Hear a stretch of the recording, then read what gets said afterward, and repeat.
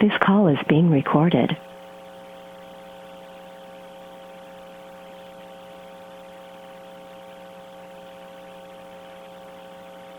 The ditch that one of our tenants are smoking goes by Cam's. Good morning. We're going to call the meeting to order. Council is conducting this meeting in person and via conference call in accordance with the Municipal Government Act, Section 199. Council meetings can take place in person as long as physical distancing of 2 meters can be maintained between participants. At this time, according to Alberta Health, public attendance at council meetings should be facilitated through virtual means. If you've submitted a comment request, the chair will call on you at the appropriate time. The chair may also ask for comments and concerns from the public relating to a particular topic, and at this time, phone lines will be unmuted. If you would like to speak, please state your name. We ask that only one member of the public speak at a time. All persons will be allotted 10 minutes to speak, as per our procedural bylaw. We ask that if the meeting recesses, that any callers hang up and call back in as the meeting reconvenes. This helps with call quality. Please note this call is being recorded and will be uploaded to our website and/or social media. To eliminate background noise, please mute your phone during the meeting. Everyone has a right to be present at council meetings and council committee meetings. Any attendees that are considered disruptive to the progression of this meeting may be removed at the discretion of the chair as per the Municipal Government Act, Section 198. We thank you for your cooperation and understanding. We do have an agenda before us. Does anybody have any additions or changes? I have an addition, urban hens. Under, Like a hen party? yep, under business arising, maybe? We'll add that under 2.21. Okay.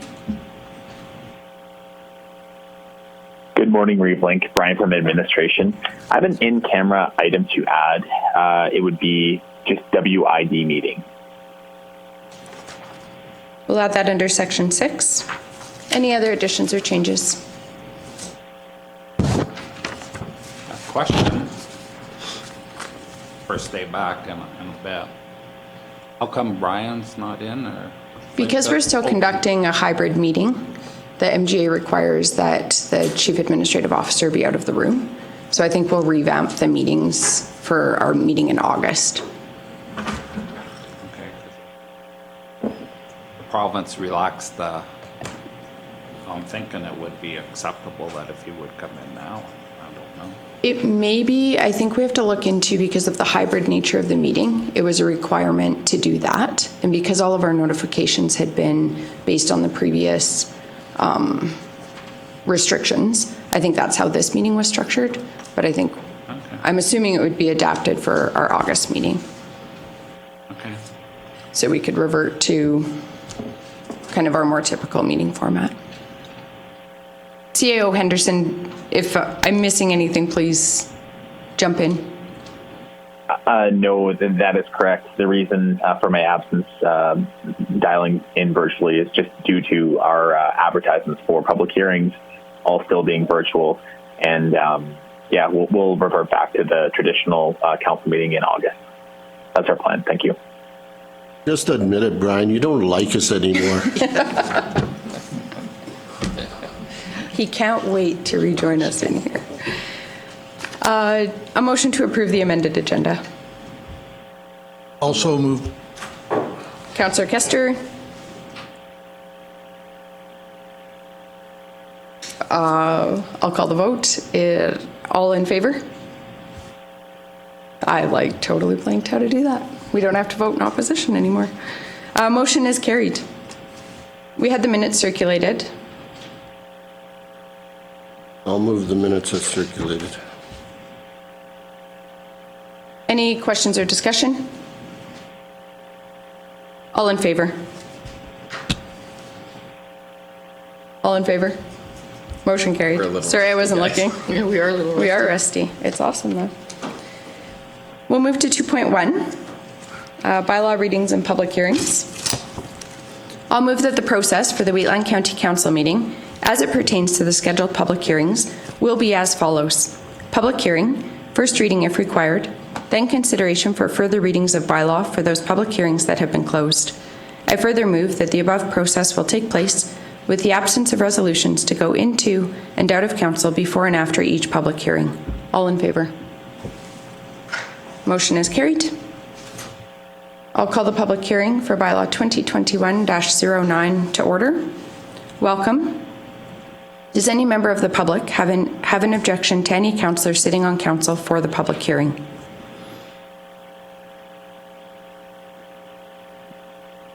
And can administration please verify that notice of the public hearing was circulated in accordance with the Municipal Government Act? Through the chair, indeed we can. Thank you. And are there any written submissions? Through the chair, no, there have not been. Thank you. Good morning. Morning, Council. So this item considers the public hearing for bylaw 2021-09. The application is to redesignate a portion of the subject lands from agricultural general district to country residential district.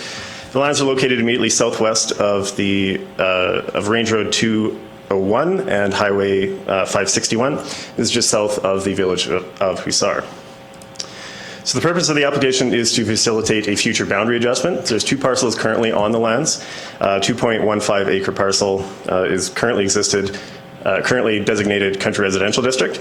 The applicant would like to expand the boundaries of this site to 5.51 acres. So in order to do that, they've proposed to redesignate 3.36 acres of the balance of the quarter section from Ag General to country residential.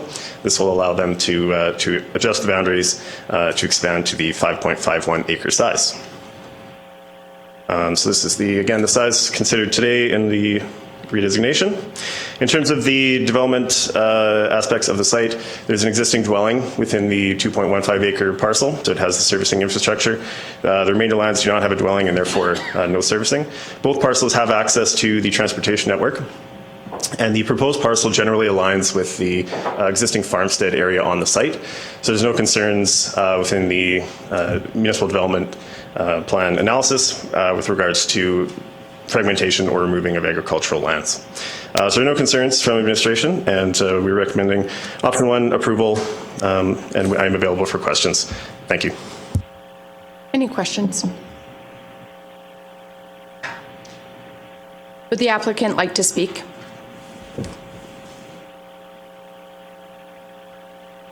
Any persons in support of the application? Okay. Anyone with concerns? Any final comments from staff? Through the chair, no. I'll close the public hearing for bylaw 2021-09. Council's wishes.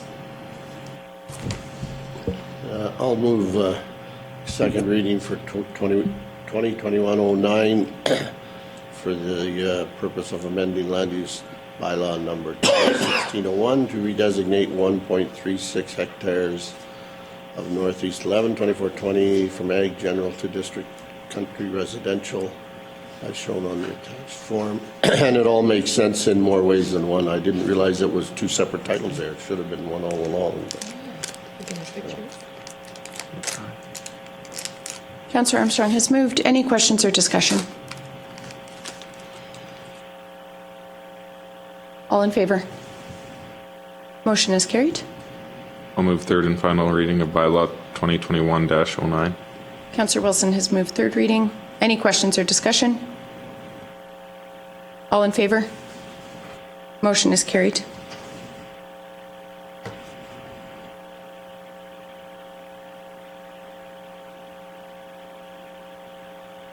I'll call the public hearing to order for bylaw 2021-13. Does any member of the public have an objection to any councillor sitting on council for the public hearing? And can administration please verify that notice of the public hearing was circulated in accordance with the MGA? Through the chair, yes, we can. Thank you. And are there any written submissions? Through the chair, there are not. Thank you. Good morning, council members. Graham Allison here, presenting bylaw 2021-13 to redesignate 8.91 acres of Northwest 22, 26, 23 west of the 4th from Country Residential District to Agricultural General District for the purpose of facilitating a consolidation. Subject parcel seen on the location plan on page 24 of your agenda package. parcel is located off of Range Road 233, directly north of Rockyford. Staff circulated the application to external agencies, to internal departments, and to adjacent landowners within a 1 mile radius of the subject lands, and no objections have been received. Tentative plan on page 25 of your agenda package shows subject site described as Northwest 22, 26, 23 west of the 4th. Proposed redesignation is for 3 2.97 acre lots totaling 8.91 acres within Northwest 22, 26, 23. From Country Residential District to Agricultural General District to facilitate the consolidation of 3 lots into the adjacent 69.46 acre Agricultural General parcel. Parcels were originally redesignated and subdivided in 2009. As a condition of subdivision, the applicant entered into a development agreement with the county to construct an internal subdivision road to provide access to the subject parcels. The road has not yet been constructed, and the applicant is proposing to redesignate these subject parcels back to Agricultural General to consolidate them back into the larger agricultural parcel.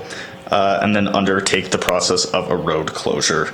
So the right-of-way that is registered on the parcel can be reverted back into ag land. The subject parcels contain no structures or servicing. Proposal generally aligns with the strategies, objectives, and policies within the South Saskatchewan Regional Plan, the Regional Growth Management Strategy, the Municipal Development Plan, and the Land Use Bylaw.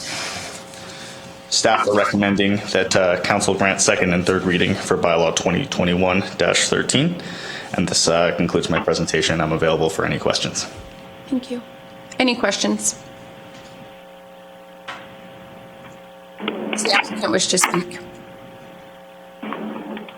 Any persons in support of the application who would like to speak? Any persons with concerns or opposed to the application who would like to speak? Any final comments from staff? Through the chair, no final comments. With that, we'll close the public hearing for Bylaw 2021-13. Graham, we also wanted to just thank you for your service to Wheatland County and wish you well on your future adventures. Thank you. I appreciate it. I'm not done today yet, though. I know. We'll let you continue. We were instructed to harass you a little bit, though. Council's wishes. Move second reading for bylaw 2021-13. Any questions or discussion? All in favor? Motion is carried. I'll move third reading of bylaw 2021-13. Any questions or discussion? All in favor? Motion is carried. Move to 2.13, bylaw 2021-14.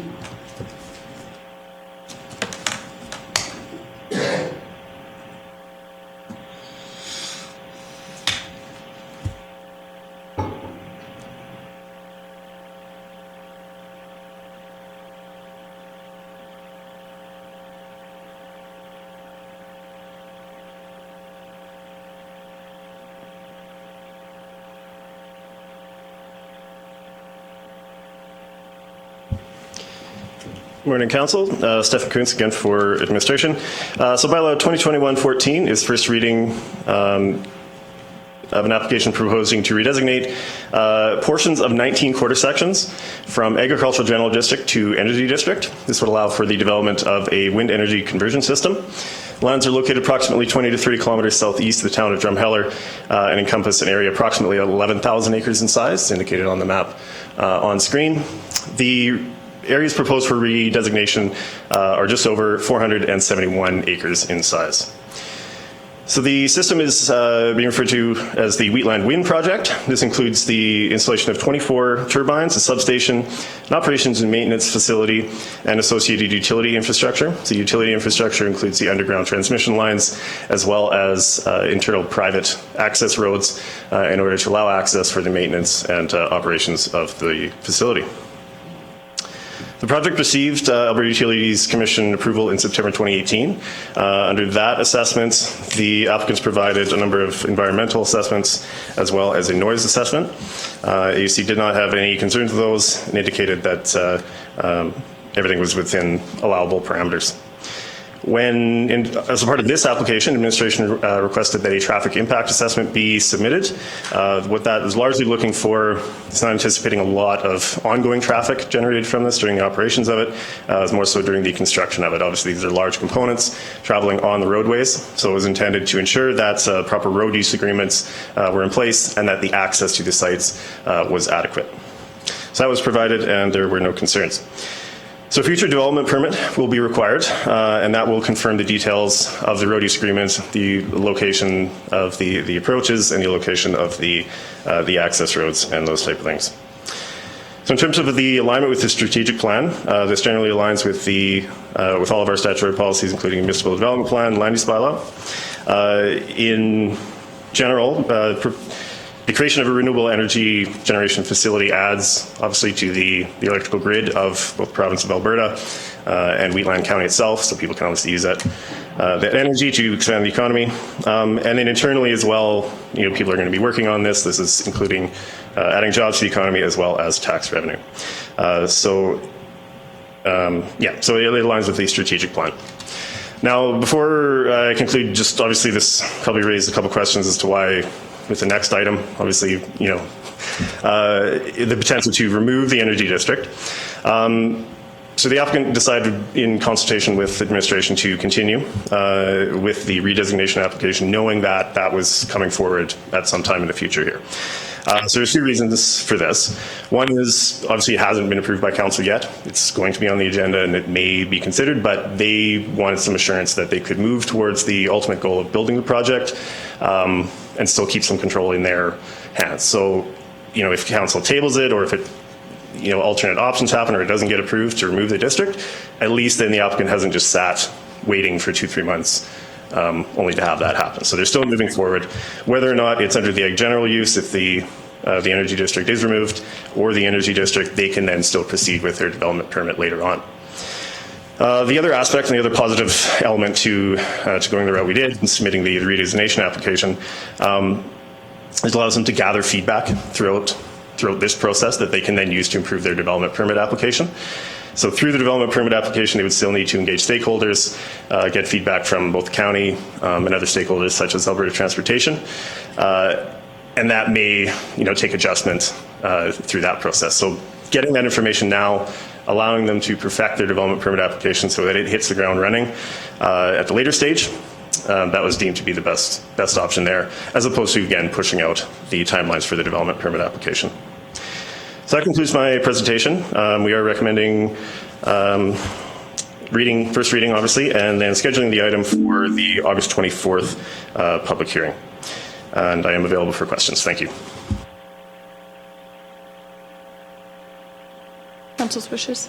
I'll move first reading for the Wheatland Wind Project. Councillor Armstrong has moved. Any questions or discussion?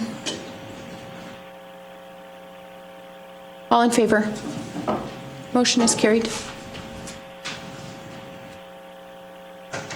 I'll move a public hearing for bylaw 2021-14 scheduled for August 24th, 2021 at 9 a.m. Any questions or discussion? All in favor? Motion is carried. We'll move to bylaw 2021-17.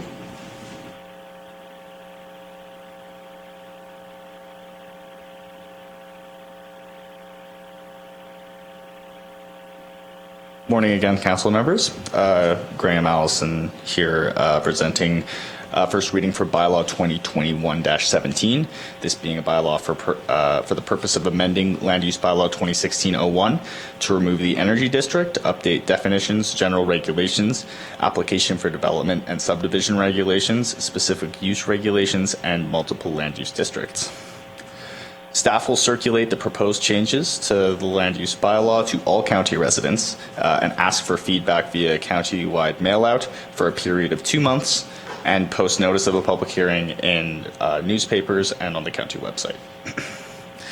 The April 20th, 2021 council meeting, staff was directed by council to undertake the process of removing the energy district from the land use bylaw. The proposed bylaw would amend the following sections of the land use bylaw: Part 2, definitions; Part 4, application for development and subdivision; Part 7, general regulations; Part 8, specific use regulations; Part 9, land use districts. Proposing revised setbacks for WEX Category 2 and solar facilities would also be shown, are also shown in tables in Schedule A of the bylaw. Bring up. So, the proposed setback amendments are based on research of rural municipalities in southern Alberta, as well as feedback from external stakeholders. Research concluded that the existing setbacks for WEX Category 2 and solar facilities are too restrictive in their current form and are not consistent with other municipalities in the province that are more aligned with industry standards and provincial regulations. The removal of the energy district is intended to streamline the application process for wind and solar energy projects and remove unnecessary redesignation of parcels. The current application process requires applicants to redesignate to the energy district when proposing solar projects or WEX Category 2. This process usually occurs after a project receives a decision from the Alberta Utilities Commission. As per Section 619 of the Municipal Government Act, AUC decisions prevail over any statutory plan or land use bylaw. This means if the AUC approval is granted, the county must amend bylaws and statutory plans to allow for energy development.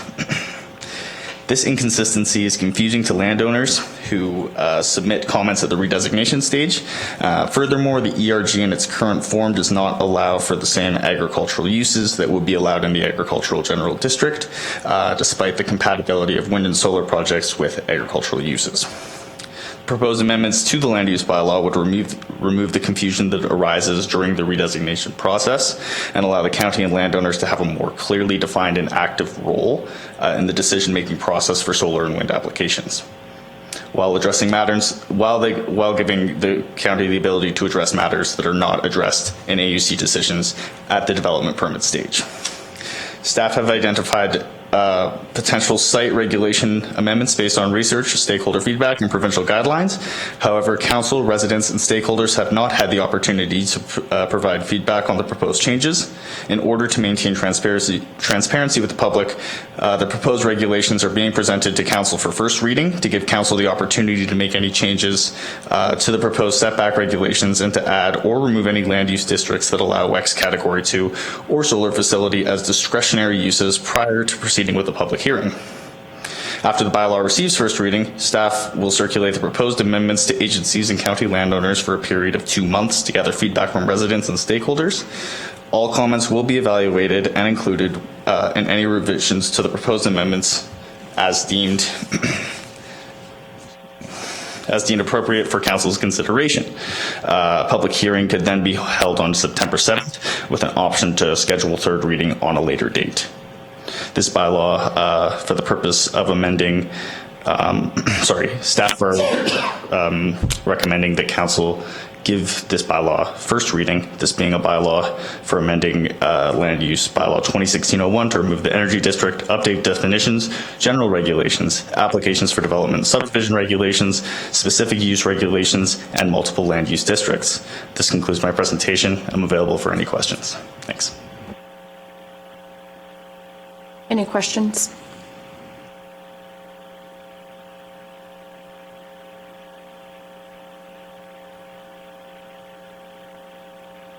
Council's wishes.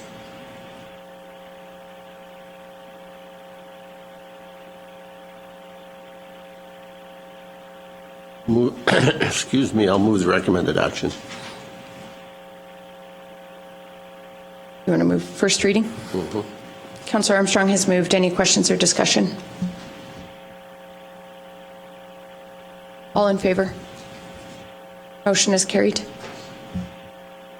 I'll move the public hearing. Deputy Rafe Clausen has moved to schedule the public hearing. Any questions or discussion? All in favor? Motion is carried. Thank you. Move to 2.15, Bylaw 2021-19.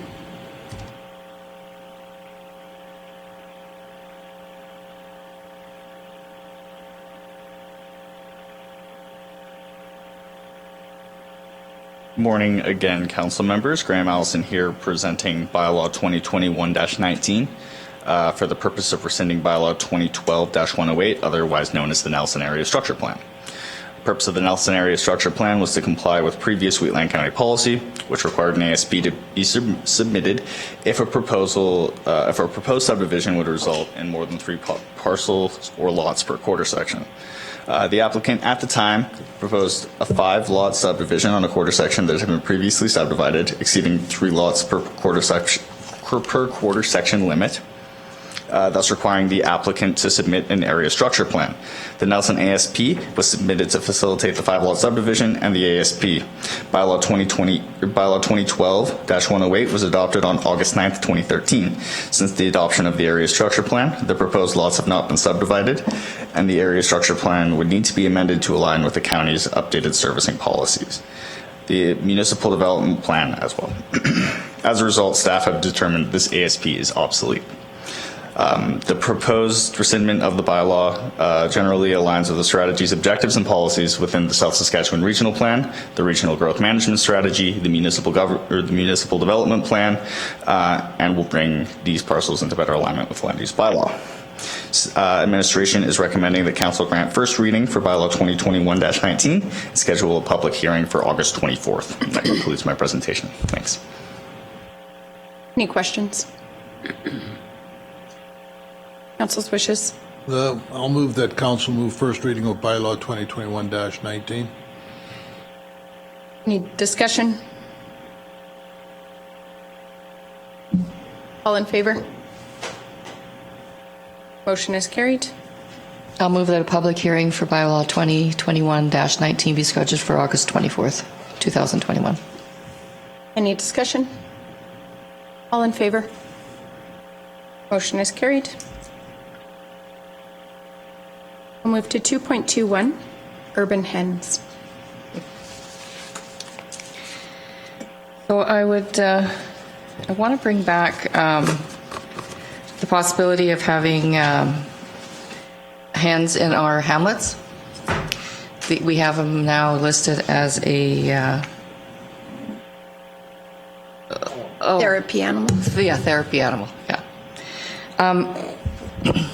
A lot of the counties around us actually do allow and have a bylaw for this. In Newell, it's 4. Vulcan County, it's 6. And Rockaview is 10. And yeah, that's a little bit. And the city of Calgary actually allows them to. 4, I believe. And I just don't see a problem with, I mean, we are a county that pushes agriculture.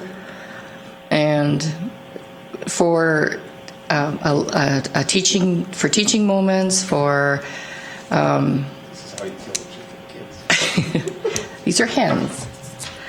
Hens are for eggs. I mean, it's just, if we're going to push agriculture, and our hamlets are small enough, we can, if you have your numbers and your bylaws and your conditions set, I do not see where they would cause any trouble. And lots of people actually have them that in there, and we have not had any complaints. Thoughts? I have no problem with your idea because I have recently myself had gotten probably 60 of them, and my wife is very happy. Yeah. They are therapy. She's actually quite Happy, that's the question. That doesn't matter. That doesn't matter. Happy wife, happy life. So, so yeah, as long as it's limited to a few, right? Limited, it would be limited, of course, because of course there's the smell, right? Yeah. And you'd have to have then no roosters because that's where the noise comes in. That was the other thing I was going to say. Well, how do you get eggs if you don't have roosters? You don't need a rooster to get eggs. No. See? No? You can invite Tom over when you get your. It's a teaching moment. You're on the ASP board. There should be a minimum requirement to be on But they that will board. protect. You should have had the hens when you were right? young. We can delete this, right? Because you feel pretty stupid right now. No. They're chickens. They're chickens, yeah. The chicken did. I support the idea. I think it would be great for staff to bring an RFD back with a proposed bylaw permitting. You don't have to deal with it. No, I can't believe you said that. Permitting a set number of chickens in hamlets. I'd fully support it. I think it's a great idea. Is it gonna, I don't even want to go there. When the staff brings it back, are they just going to bring it back dealing with chickens, or are they going to bring it back dealing with all types of? They have Livestock. They have little ponies that are companions. They have little pigs that are companions. They have all kinds of. Do we deal with each one independently, or? Well, I guess I think that's up to us, and I would bring it back just as urban hens. I think we could maintain the therapy animal bylaw, which could address other animals, but the hens would be more widespread. Like the therapeutic animal bylaw, they have to apply and have like a physician or psychologist note, that type of thing. Chickens would permit anybody, like if we drafted a bylaw, it could permit anybody in a hamlet to have chickens. Another issue that is often addressed by municipalities concurrently with chickens is bees, like an urban beehive. So Right. I don't know. I would also support that, but I don't know how the rest of council I'll wait and feels. see what the neighbors say. For me, it doesn't have to be a therapy animal. I mean, they do provide a little bit of food, and they can And eat all the this bugs in wouldn't your be yard and- specifically therapeutic. This would just allow Yeah. hens This for would be whatever purpose production. people want Yeah. to keep them for. I'll start raising chicks. Is there an appetite to also permit a beehive with the chickens? I have had one request already on I that. have also had people ask. I just don't know much about them, what kind of sizes, but we could actually ask. Yeah, administration could investigate, and if there are potential impacts, how we can mitigate those. Exactly. That. I wonder if there's a books in the city of New Orleans, whether or not they have a deal on yard birds. I don't know. Like on Yard birds. right? Like you go down into New Orleans and you go off the main drag a block and a half, and there are chickens everywhere. The entire island of most islands in Hawaii. Hawaii, yeah. So I don't know. Yeah, I got no That's why they problem. ship all the homeless up there. Yeah.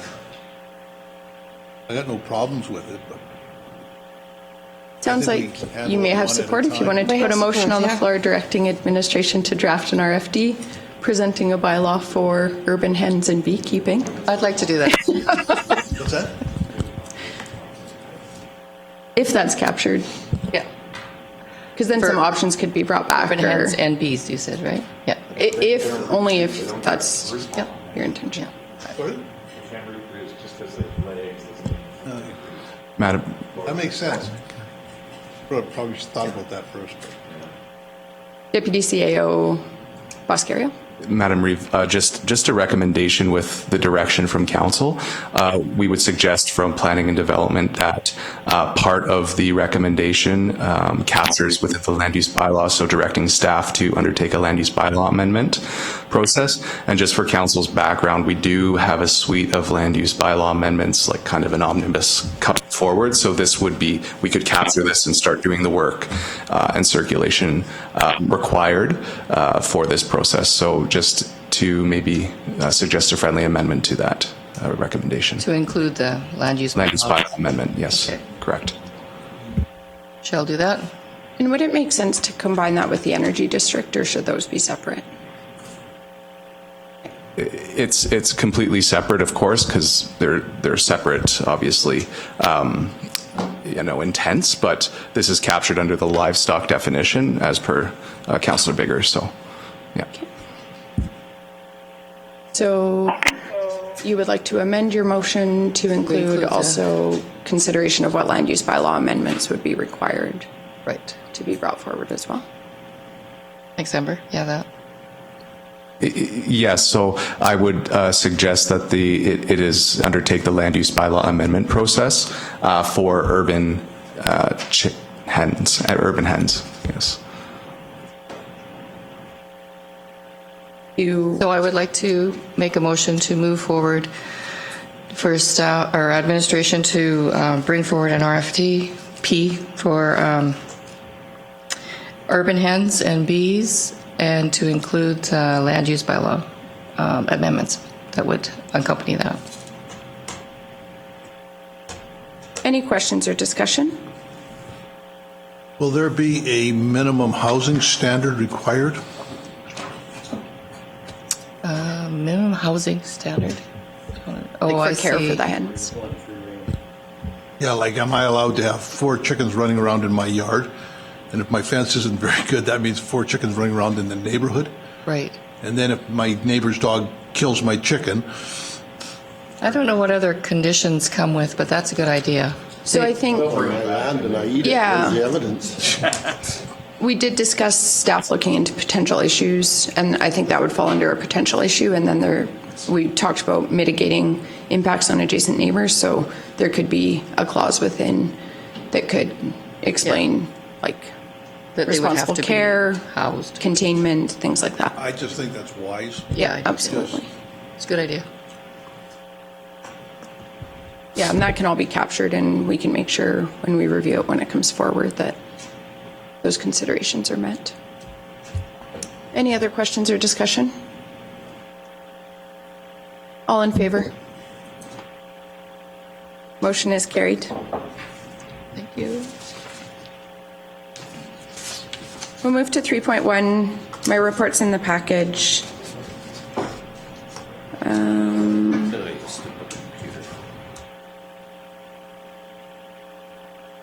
FCM was held virtually.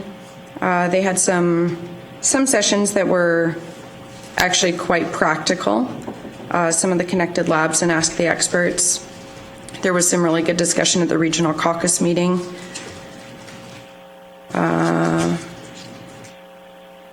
Robin Kirpewite was elected as the Alberta Rural Representative, and due to one of the councillors who had been in line to assume the first vice president, who would be next year's president, their endorsement by their council was retracted. And so there was a kind of snap election there was drama, yes. There was a snap election for the first VP, who will be next year, well, who could likely be next year's president. And Tanine Rudick from Vegreville won first vice president. Al Kamara had also run from Alberta, as well as a Lawrence Tetro. Anyways, Tanine won. And was there any, sorry, can I ask a question? Any energy subjects brought up, or? There was discussions, particularly in the regional caucus meeting, particularly around like pipelines and market access, things like that. Also, it was a point of discussion. There was like, I'm trying to think of the name of the session. It was basically around Western innovation to drive economic recovery. So there was a whole session on that, which did include oil and gas, quite specifically. And then the Building Connected Communities for Canada's Future. So there was a few sessions on connectivity in terms of broadband, but then that also did expand out as well. And so energy corridors were actually like a fairly prominent discussion in some of the sessions,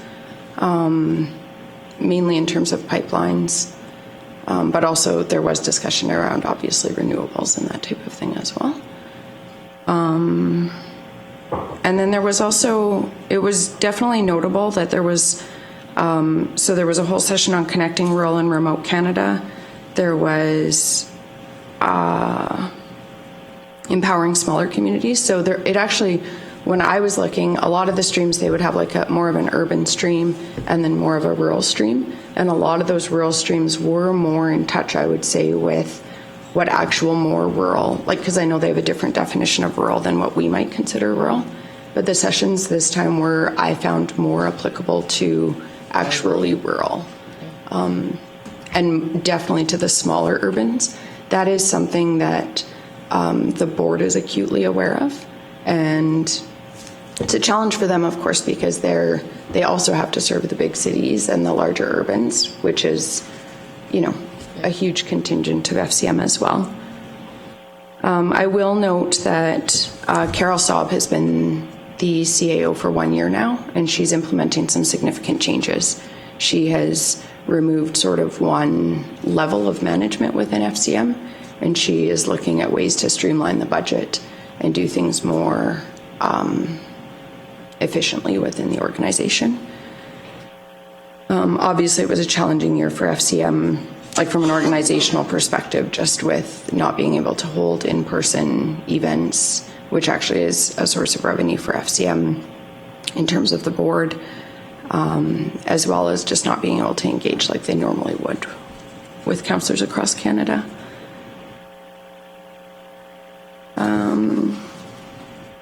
We did have a meeting with Minister McIver regarding the CMRB and intermunicipal cost sharing. He is currently reviewing the growth plan in a kind of multi-ministry review, going through that. And we were encouraged to continue our discussions with the town of Strathmore regarding intermunicipal cost sharing. I did outline some of the history around what's happened, some of the considerations that council has regarding that. And we did have some really good discussion around that.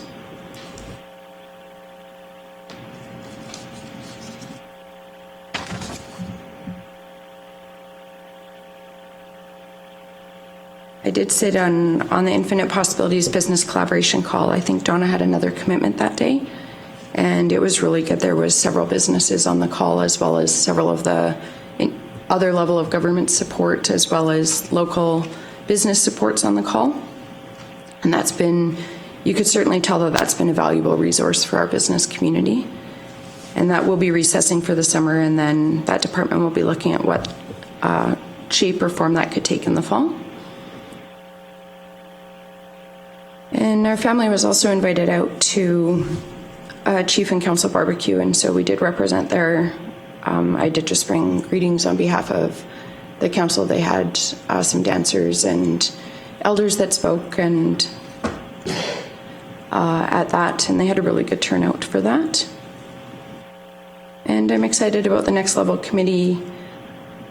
The meeting discussed potential signage, what that could look like, and how we might phase that in, and administration will be bringing a report forward once there's more information regarding that. We'll discuss the WID meeting in closed session. Any questions? If not, I'll move that my report be approved as presented. All in favor? Motion is carried. We'll move to 3.2, Deputy Reeves' report. Thank you. My report is on page 135 of the council package. One thing I did miss in here was the 16th was a WRC meeting that we had in the evening. The RFP for the audit, the governance audit, is moving ahead. We pretty much got everything set to go, and hopefully get that back here sometime this summer. Attended the CMRB board meeting after the Indigenous Awareness, which was nothing really. They brought the forward their plan, or not their plan, whatever. Economic development ideas from, I can't remember the name of the company, but they're starting that process. Urban something? Yeah. It's not, that isn't right at the moment. So the one thing I want to ask here is ratify for councillors' attendance for the MGB hearing on June 10th, per diem as well. I thought it was just going to be a brief thing, but it ended up being an all-day online thing, and I found it, pardon me, very informative. It was really, really good education to learn what was going on and for future.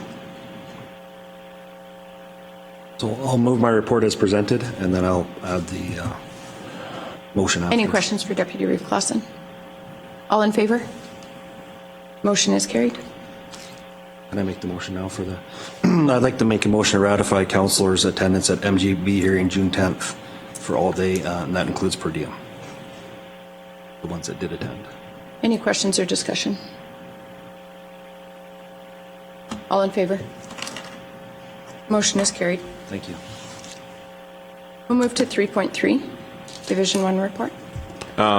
Yes, I don't have a report there. I didn't attend any committee meetings, but I do have a report from the handy bus.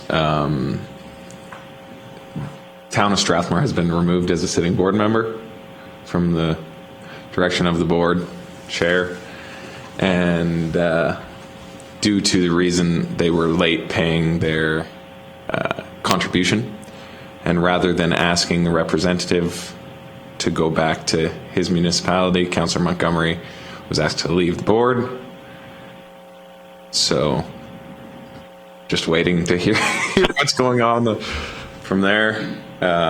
Jason is still working to know why the contribution was late.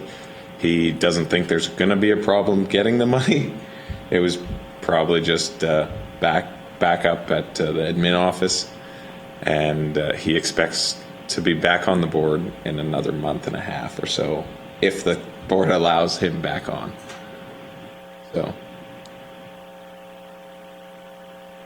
Well, is this just a sort of a temporary thing, or like, Well, has this been done? Is there any precedent for doing this? No, not at all.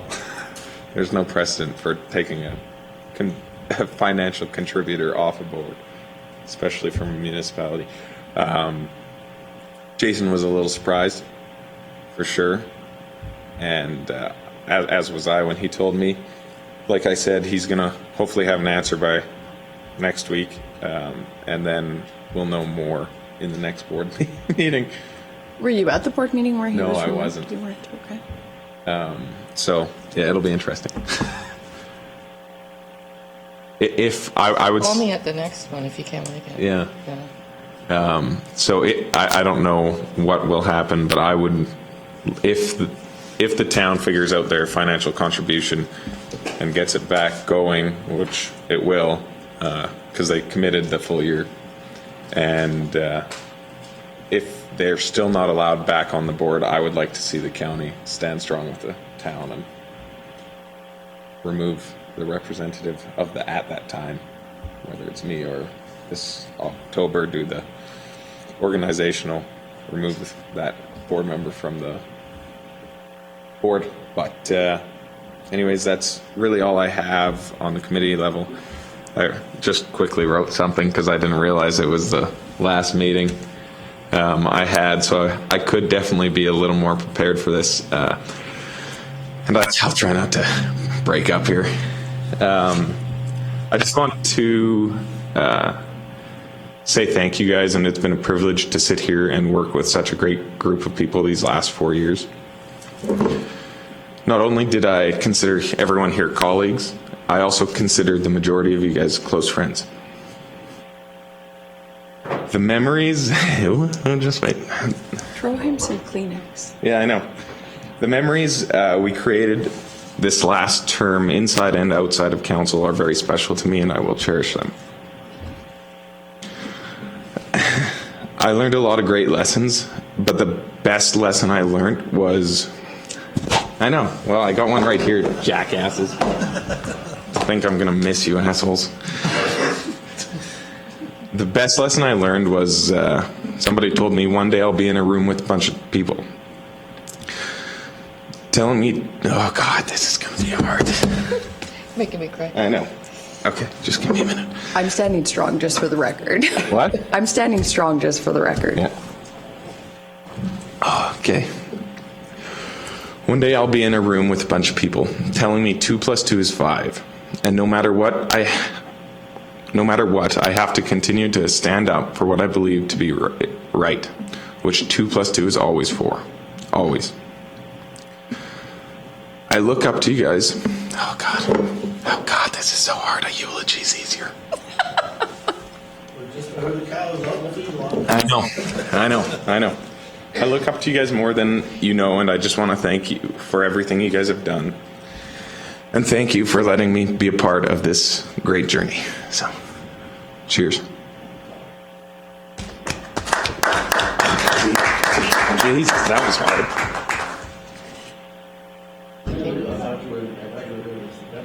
Yeah, but it's my last council meeting.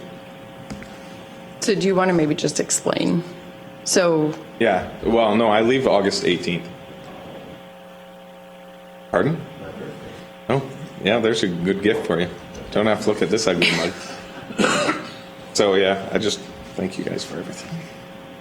Well, on behalf of council, we want to thank you, and I think we've seen a lot of diversity in these chambers, and we know that that's what democracy is built on. And Yeah, you can say all that all you want. I'll disagree on that point every time. the diversity is Yes. good, because we should all agree with you. No, there's 7 of me would be a hell of a lot easier to agree upon. Absolutely. But we have always been grateful for the perspective that you bring and for the way that you represent Wheatland County, and we want to thank you. Actually, turn this on. It's been nice to see that young perspective at the table. I don't always agree with where you were coming from a lot of the time, but it was Come on, we nice to agree a see lot, man. that new perspective that come to the table and the energy. So yeah, no, I appreciated your commitment and your participation for the last 4 years. So good luck. I think I appreciate most the knowledge that you have in the political world. I am definitely not political, and I've learned so much in the last 3.5 years from you. It's great. Thank you. I enjoyed working with you too as well, Jason. You've offered some challenges sometimes and some really interesting ideas, and it's Very and diplomatic. it's just makes you like I teach my kids. It's always just listen to other people. There's always many sides to a story, and just by listening to you, get a different perspective. It opens my eyes about some stuff. So I appreciate that, and we'll probably see you in 6 months anyway. So, Funny. Tom's gonna. I've learned that friendship can be multi-generational. And that's probably the most important thing I've probably learned. Thank you very much for, I mean, I was with you in a lot of those Hebring ideas, so it's been a pleasure getting to know you. It's been a pleasure getting to work with you. So, one question is, should we do something on our website for? No. Just for the people in Division 2, how do they reach out and all that? I don't know what the logistics are, but we should probably have some sort of plan of action put on. I'll still be answering all the emails and. Yeah, and perhaps we could just discuss that following the meeting, what Jason's plan is. I know Councillor Wilson was asking about continued hybrid meetings or remote access. That's probably a bigger conversation, because I know I've had ratepayers who have said that it's made meetings more accessible if they can listen in when they're on a tractor, or not have to travel into council chambers to listen to their application or to present. But there's pros and cons to that. So that might be another discussion that council needs to have. But I know that kind of influences your decisions as well. I'd like to say I appreciate your perspective. We didn't always agree. We're always 100% committed to the Ag Service Board and to the farmers of the area. And I'm grateful for that. The energy you brought to agriculture in this county, I think, is something that we need more of. Thank you. Sometimes we kind of lose sight of this county is. So thanks for that, Jason.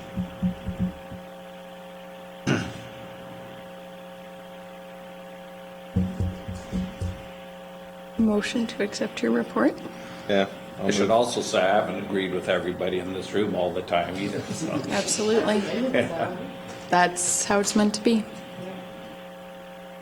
I'll move my report as presented. Any questions or discussion? All in favor? You could try that tactic. Motion is carried. The next guy's great too. We'll move to 3.4, Division 3 Councillor Report.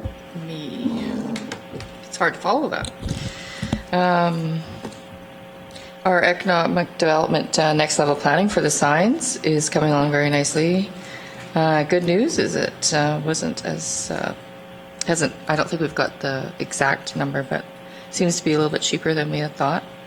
So that's a good thing.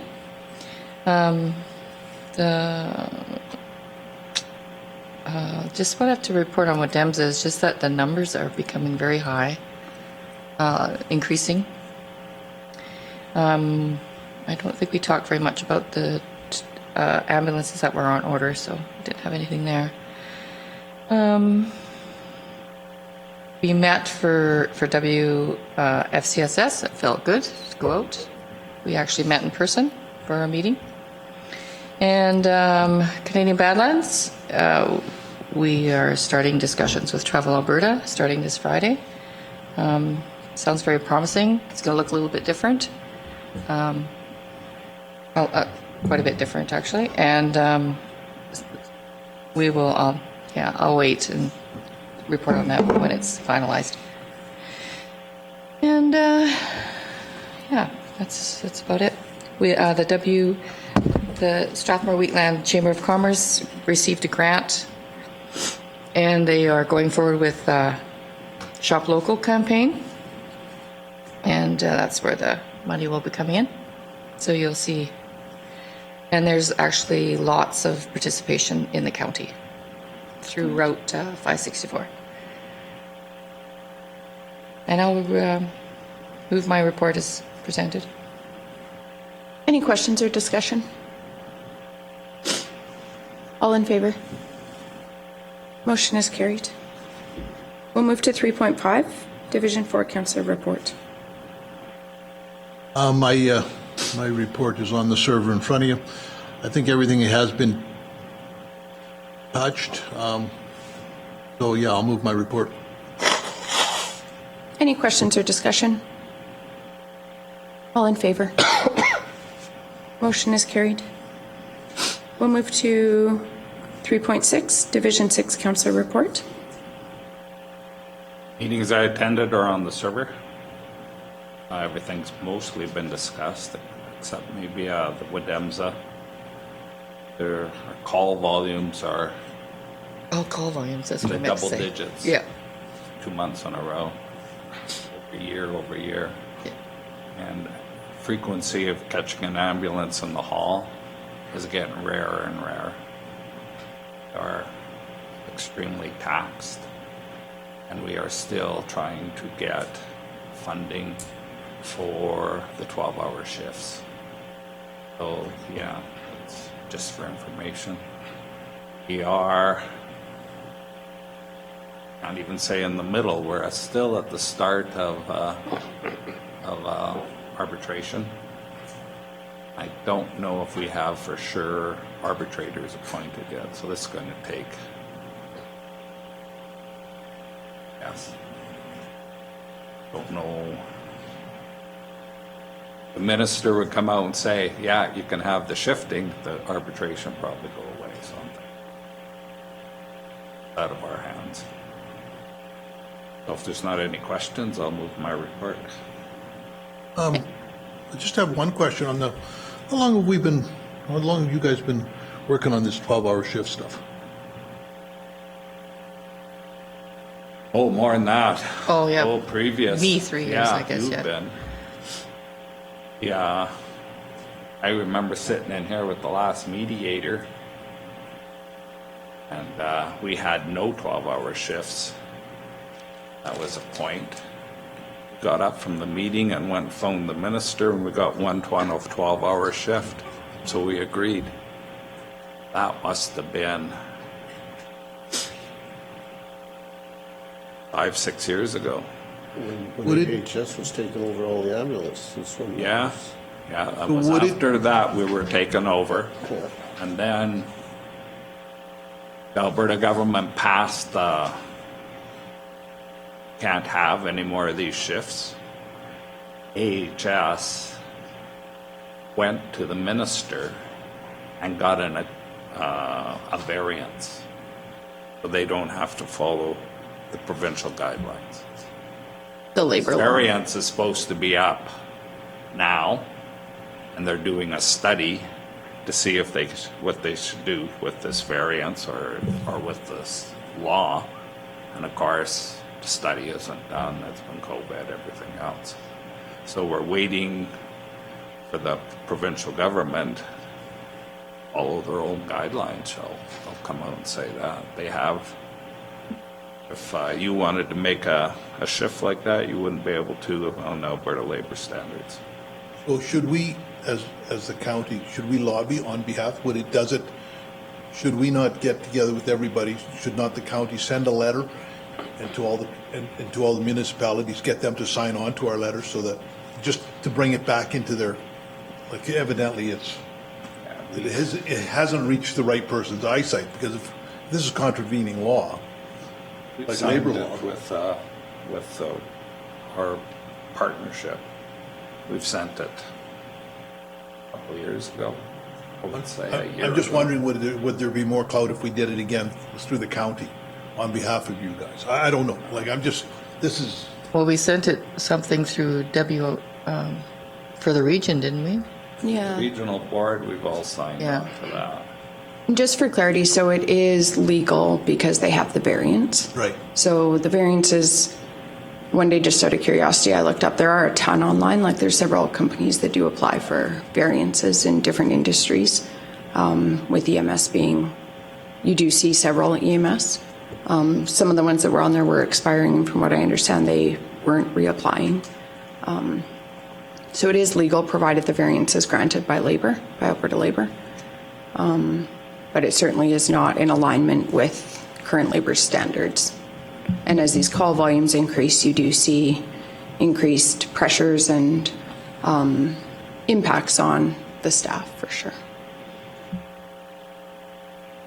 So is it more specific to Wedemza, or is this province-wide with a bunch of, Province-wide. is it? Except for So- the urban, like the, There is none Urbans that don't I'm have it. aware of. There are, couldn't say that either. Vast majority of the HS ambulance services don't have this shift. I know there's shifts in neighboring municipalities that aren't as busy as us. They become part of the provincial network, and they lost all their shifts, and they're all 12-hour shifts. But there are some smaller services that, it depends how busy you are, the shift works great. But when you come busy like we are here, the ambulances hardly ever sit still. These people cannot work at 24 hours a day. They have, limit is exactly 12 or 14 hours. Depends on length of time, so it's a 4-day shift, right? So then the ambulance, we phone in and we have to get that ambulance taken out of service. There while they rest. And that happens quite a bit. We didn't ask last meeting what it was, but there was a time, maybe So a it- third, one it takes ambulance, a third efficiency the out of your time. ambulance, right? Because of course they phone in and then they're exhausted, they can't go anymore, so it just shuts down that ambulance. Instead of, if you could schedule it better, that ambulance could still be out there. But it's still the effect of the big urban center pulling that It's labor, pulling, yeah, pulling it's in from pulling, because here we're and surrounding it, yeah. depreciating the service out here. So is that something that CMRB? Well, look, they won't go that far. See, service now is provincial-wide. For AHS, before when we had our own dispatch, we're mandated to be out of the door in 90 seconds, 90% of the time. That's when we had that old shift. Now, to get an ambulance, I believe it is twice the time as the nearest ambulance. So sometimes the nearest ambulance is in Calgary, half hour away, double it's an hour away, you can expect an ambulance. But being we live on the number one, we have Sisika and we have Brooks. Bano. Zano, yeah. We have Drumheller helps out quite a bit back and forth too. That part is probably working. They're getting the flies out of that. We got our ambulance, I believe it was, talked about this, wasn't it like one ambulance a third of the time is down? Yeah. I think that's- It's significant. So you have that capability there, but no manpower.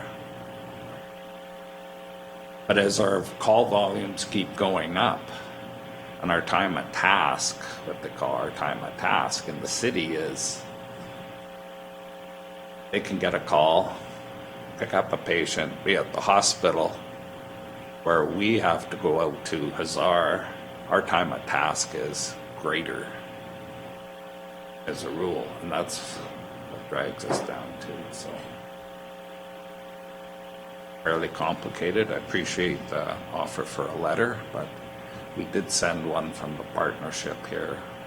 Not that. Might be good to put on the partnership agenda again, just to send a follow-up and just to provide some data on kind of the dynamic situation, how call volumes have changed, how that's impacting staffing and retention, and kind of the challenges it's creating, because it does impact the region. So it might be good, if council's in favor, we could request to add it to the next WRP agenda. That's not for 3 months, but I would request that we would ask our CAO to attend. Yeah. It's better coming from him, the report, than yeah, that would be from a great. board member. Like request that Whittam's CAO attend, that would be good.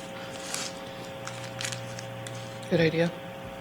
Do you want to maybe just do a motion just so that's captured and then it doesn't get forgotten? I got that other motion on the floor first. Oh, right. Sorry. Any further discussion? All in favor? How's the next meeting? Was it as far? It doesn't really matter, but I don't know what the process of getting something added to the agenda is, but if there's room, maybe you, Usually whoever's organizing will do a call for agenda items like a week or two before, yeah, so we can just, possibility. We Yep, can ask for the sure. CAO of Medemsa to attend. Give an update on and the next call meeting is, volumes and ambulance availability to the county. the next meeting is September 7th, and it is Hazar hosting. It is Hazar hosting on September 7th. Yeah, so if there's room in there. Okay. Any questions or discussion? All in favor? Motion is carried. When is the next meeting? It's before the election. September 7th. Do I have that Want down? to have it after the election? I think we just scheduled, I think that's when our normal quarterly, Yeah. Well, I coming realize up. that, but if there's new council members, maybe they would like to hear that report. yeah, we could propose that to Wheatland Regional, or we could schedule a Wheatland Regional partnership, like a second one. I'm sure we could do one, say in October, or like even November, give people time to get their Yeah. feet under them. Yeah. Might not be But I bad. don't think anything's going to change during the arbitration process. Let's at the September meeting see, maybe just suggest that administration facilitate the next regional partnership meeting, say in November, rather than waiting until it would typically be December, I think, right? 3 months? It's a good idea. Whatever works. Let's move to 3.7, Division 7 Councillor Report. Thank you. Most of it's on the on your computer, whatever you want to call that thing. The Drumheller Health Foundation, I attended their annual meeting, and the same thing again.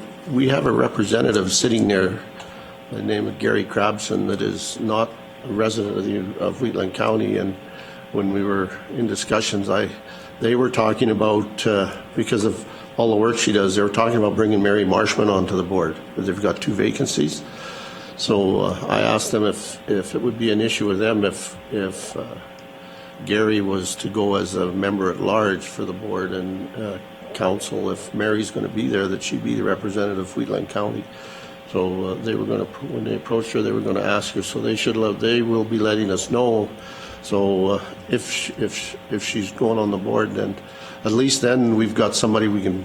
And I know Mary, if there's an issue down there, she'll bring it to us. She doesn't have a problem with that. But I think they're missing out on some communication with Gary being down there. I don't know when he started on that. Gary? Yeah. Been there forever. When they first started in 91 or 92, whenever the heck it was. And so anyways, that was my suggestion. They thought they they agreed to it, so they may be, for Brian's sake, they may be contacting you, but I think if they put Mary on the board, we should put her down as our representative, so we have some contact through there. And the Drumheller District Solid Waste, in case you hear anything out there, out and about, there was, we had 2 or 3 meetings a little prior to the last board meeting, and at the board meeting there was a unanimous decision to ban a customer's driver from the landfill for 1 year. That was a year ago. We banned him for a month, and he's been not bad for the year, but this time there were some verbal bodily threats and some very serious threats to our contractor that is up at the face of the landfill, and some very vulgar discussions with our manager. So when we took it to the board, it was decided that he would be banned for a year. So if you hear anything out there, it was a unanimous decision by the board, and it was not frivolous. It was, so he went on Facebook and put a few things on Facebook, but it's kind of died down on the, if you don't respond to that kind of stuff, it usually dies down. But just so that you know, and anything other than that, I'd fill you in on in camera, but not at council meeting. And for SEWA, well, I was hoping I'd have something for SEWA here, but we haven't got our information back yet from our RFP. So hopefully we hear something the end of this month for our third-party financing on that project. And the landowners meeting on June 6th, I forgot to put it on there, but it was very, very, very good, very well presented by the staff, and very well, thank you for that. Maureen did a good job of setting it up. There's 7 landowners on it. The Hermansons were the only ones that were on the phone with it, but with discussions afterwards, they were very pleased with the information and the feedback back and forth. So thank you for that. Appreciate it. And for council, that's the road that the government is sponsoring 50%. I think it is. They're sponsoring 50% of it past Hermanson's place. And here's how great our environment is. It's a 10-kilometer road, and the first 2 kilometers is going to be this year because of all the environmental issues that have to be dealt with, and the rest will be, it's a 2-year project to get 10 years of friggin' road built. But, so anyways, it was a good meeting, and thank you very much for the presentation. I appreciated it. So if there's no questions, I'll move my report. Any questions? And I would echo your comments. We had a landowner meeting for Range Road 244, and it was done extremely well. It answered a lot of questions and concerns and gave great information. Yep. All in favor? Motion carried. Oh, and the other one, the addendum there is the, where is it? It's here somewhere. Page 140. A motion to approval for council appointed representatives to Alberta Care, myself and Deputy Reeve Clausen, to attend the 21st Annual Alberta Care Conference scheduled for September 8th, 2021 through September 10th, 21 in Bonnyville, Alberta, with approval to include overnight accommodations. Any questions or discussion? You're making that motion? Yep. Or, yeah, Yep. perfect. Any questions? Vegas of the North. And just to follow up, our board meeting, or our executive meeting of the board for Alberta Care, they asked me if there was to be somebody coming, and I said yes, there would, and that he would be taking the position for the next year and a half until the election comes back up for that. So you're stuck there for, so yeah. So they were happy to hear that. So That's awesome. I liked the pens are not allowed. Just sounds so. Bring your own pen, comma, pens are not allowed. All in favor? Motion is carried. You guys need a break, or are you good to keep going? I think we could take a break. You need a break? We will take a break for, do you want 5 or 10 minutes? Just 5 minutes. 5 minutes. We'll reconvene at 10:20. You bet.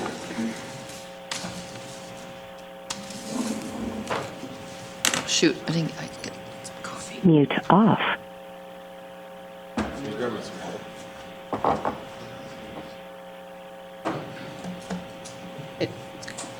We'll call the meeting back to order.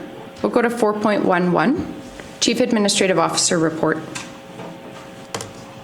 Good morning, Council. Brian from Administration. On page 142 of the agenda package is my monthly report. Just a couple things to note. The staff did conduct those virtual meetings for landowners for Range Road 205 and Range Road 244. Hopefully those are the last virtual meetings, but however, they did go over very well. Staff was very prepared and did answer all landowner questions, and I believe there was some follow-up communication with some of the landowners. To note, one of the bigger projects out of the Transportation Department was the implementation of the MRF electronic pre-trip inspection forms. Those are going to create some major efficiencies and saving upwards of 2,000 hours a year. So that time will be better allocated to more hard services in the county. During the month of June, I also conducted some training with new staff, just kind of with objections and in conjunction with council's strategic goals.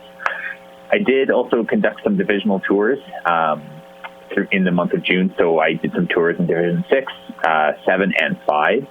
The 5 was more just visiting a problematic site. In Division 7, I went to quite a few of the capital projects ongoing. So I went to the 272 slide on Township Road 272, the unpaved road construction for Township Road 254 towards that gravel pit, and then the future unpaved project on Range Road 205. So that was a 10-kilometer stretch of road that Councillor Armstrong was just mentioning. I also did have some informal ratepayer meetings in Division 6 and 2, and those went over well. The divisional councillors were at those meetings. And just another thing to note, just in line with the provincial guidelines, masks are no longer required in the administrative office. If there are any questions, please let me know. Thank you. Any questions for CAO Henderson?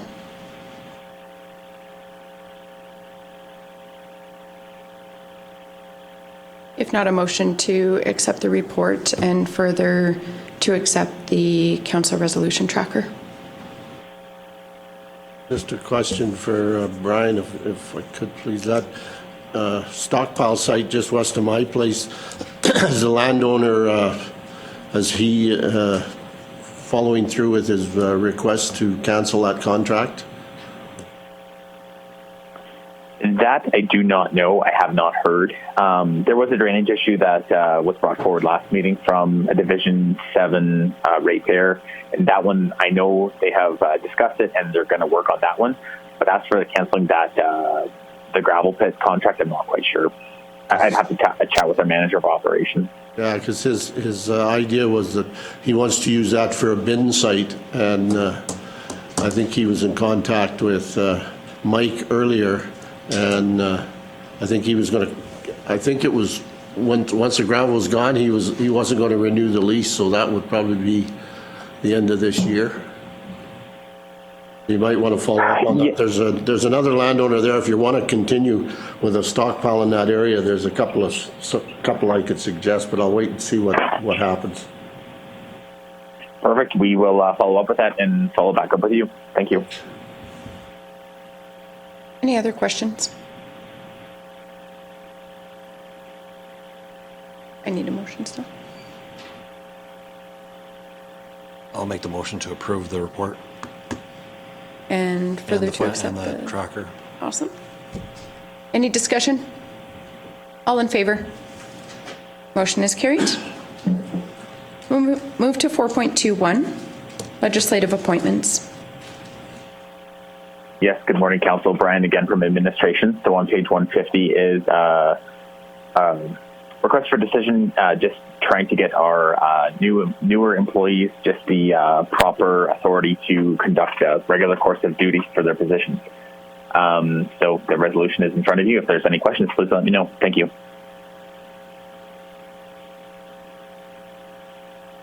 Any questions? Council's wishes. Is there a recommendation on page 150? I'll move that council approve the appointment of Alicia and Bobby as inspectors under section 7.1. Any discussion? All in favor? Motion is carried. We'll move to 4.22, master schedule of fees. Good morning, Council. Bryce from Manager of Technical Services. Today I'm bringing forward an update to the master schedule of fees to include the Muirfield rates for water and wastewater. We started running and operating in Muirfield in 2020 and have adjusted rates here and there as we've made some changes with the way operations have been run out there. Internal wastewater hauling was a big one that we changed. This recommendation is to align the Muirfield rates better with the rest of our communities and to update the master schedule of fees. The chart on page 156 of the package shows the current rates that we are charging in the Muirfield community and also the updated rates, the differences, and the expected change to the revenue based on these changes. The consumption rate would change from 242, which is current, to 222, which is consistent with other communities. The other rates for flat rates would also be changed to be more consistent with the other communities. And I'll highlight that the wastewater rate is still high at $11.06, higher than the other communities, but that is because of the additional charges and fees that we have with the wastewater hauling. I'm available for any questions. Any questions? Thank you. Just it is mentioned that we've adjusted the rates already. Is there a kind of something I can show somebody what we've done to get where we're at now? Because nothing's come to council yet. Yeah, so I guess on the chart that I referenced on page 156, it shows the initial rates when we took over the location in 2020. Those are the developer rates. That's what the developer was charging at that time. The current rates, you can see the adjustment. Mostly, we removed the Strathmore disposal fee because we no longer haul to Strathmore, and we adjusted the wastewater consumption rate, and that's because we brought trucking internal so that we could get some efficiencies there. We were waiting until we had some more information before we came back to council. At this time, this is now that we've had a few months of operating and running the rates, this recommendation to adjust the rates to be consistent with the other communities is being brought forward now. I also noted in the report that if any future discussion around capital levies for the area could come at a future date. Not ready right now. Any other questions? Well, just a question on page 156 under the wastewater, which is 1106 a cube, and the 1640. And if I go to 150, so the 1640 is a monthly charge. So if I go to page 157, that's in line with all the other, or the majority of the other for wastewater. I'm just wondering, at this time, I think that in my mind, that 1640 should be waived because we should be picking up the whole cost of what it's costing to remove the wastewater in the 1106. I think that once we have a wastewater solution to Muirfield, then definitely it goes back into, we figure out what that is. But I'm at this current time, I think that 1640 should be waived for Muirfield because they should be paying for all of that cost in the 1106 a cube. Does that make sense? Do you understand what I'm trying to say here? Everybody else is sort of paying, you're paying $1, Because we're not addressing any capital, maintenance. Right, exactly. Yeah, we haven't Yeah, exactly right. We're not addressing the. Is the capital maintenance like for the trucking built into the operating costs? Yes, Council, if I may, Brian from administration. So these costs for both consumption and flat, they are still working towards cost recovery. We believe it's close. However, just with different consumption, different costs, it'll always be off a little bit, and then we could adjust in the future. So with that flat rate revenue, we're definitely a lot closer to cost recovery than other hamlets with Muirfield. We would be very close. However, we would just need to remember that with Muirfield, the main difference, and we all do know this, is that anytime wastewater goes through, it has to get hauled away. We have to pay a full-time employee, the trucking costs, the depreciation on the equipment as well. So those are actually significant costs. I did note in my report that once a permanent solution is in place, that we will most likely be reducing the consumption rate down and then moving that consumption rate into a capital levy, so then we can save for future infrastructure for Muirfield. So just at this time, we're unfortunately, we don't want to increase rates further to add a capital levy. The costs have been cut down for Muirfield residents, which is excellent. That's one big win that the county council can definitely celebrate on that one. But we are, with costs now, it would be not advisable to waive the flat fee. Thank you. Through the chair, I'll also add, thank you, Brian. I'll also add that monthly rate also helps with our daily operation and maintenance items, not only for trucking and hauling, but the water treatment plants, the lift stations, and et cetera, which is consistent with what the flat rate is used for in other communities. Because our wastewater essentially subsidizes. Yeah, not all of the expenses are captured in the consumption right now. Right now, the county has a flat rate system and consumption system that covers maintenance and operations.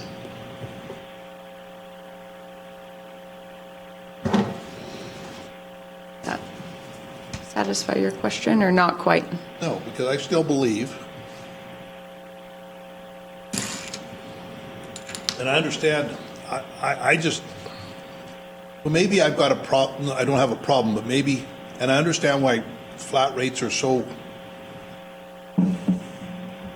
that the administration likes flat rates because it's a guaranteed income every month, and you can budget off of that. But I'm just looking at these numbers, and if I look at the numbers from Gleason and Rosebud and what we're paying for water and what we're selling the water back to, I mean, I'm just trying to figure out a way to give Muirfield a break because they are paying more than their fair share. And if we're going to go to full cost recovery, which is my intention, like, we have to figure out whether we're going to start cranking everybody else's prices up and leave that one the same, or if we're going to give the residents of Muirfield a break.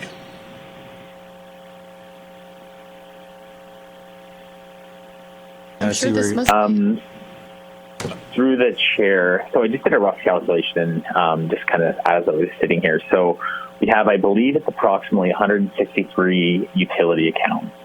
So 163 times that flat rate of $16.40, times that by 12 equals $32,078. So we'd have to remember that still is a fairly small amount in the grand scheme of things. What we could do is we could try to run a report today and bring it back to council for your information just on the cost that we do have to date on in Muirfield. And I still think we are relatively close within, I'd probably say within 10% of cost recovery on Muirfield. So I think it would be wise if council did choose to potentially consider waiving those to gather more information on the actual costs that are incurred by the county.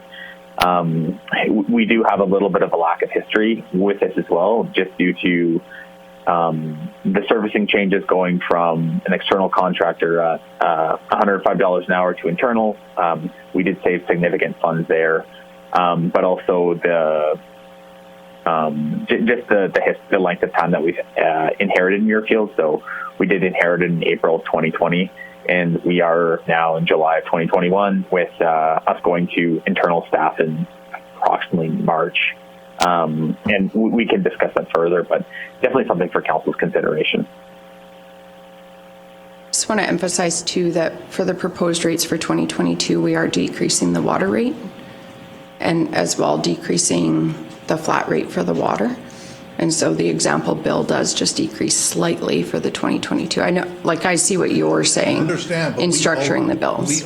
We are getting 242 a cube, like we've already got them paying this, and then we're going to take that one down, and we're going to add something else somewhere else. I still, like, once I've got somebody used to paying a certain number, you don't really want to give them a break. I'm sorry. So you'd rather leave the water rate where it is at? Well, I think what we have to do, and I think staff can now do it, is they can tell us where we have to go on each individual community, give us full cost recovery on our utilities, right? I think we can now do that. Like, it's going to take some work, but I don't think we can have across the board. I don't think it's fair to have across the board Rates. I think it costs more money to live in certain areas. It's always been the case. So I think if council is serious about full cost recovery on utilities, and that has to be the way we go, then I think we have to know what the numbers are.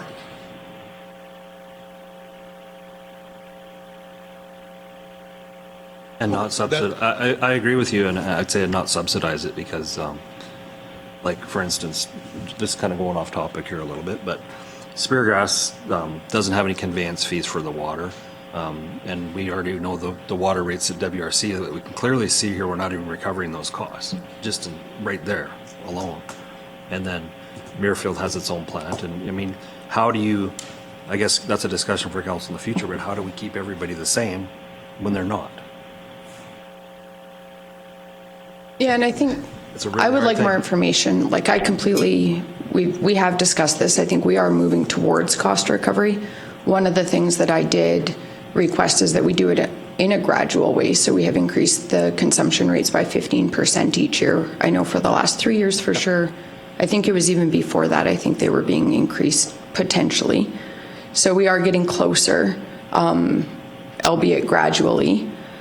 The only thing I'm mindful of is likely, if you look at any municipalities, there are likely differences in costs to providing services. Like, I'm thinking if you look at a town, for example, you're going to have certain neighborhoods where you might have like an increased cost because there's some large capital project that needs to be done.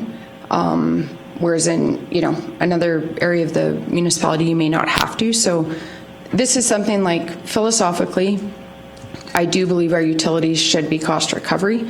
I think we have to do it in like a careful, gradual way, just because I am mindful of my ratepayers that are on fixed income, seniors, people with disabilities, things like that, that like sharp increases can impact significantly.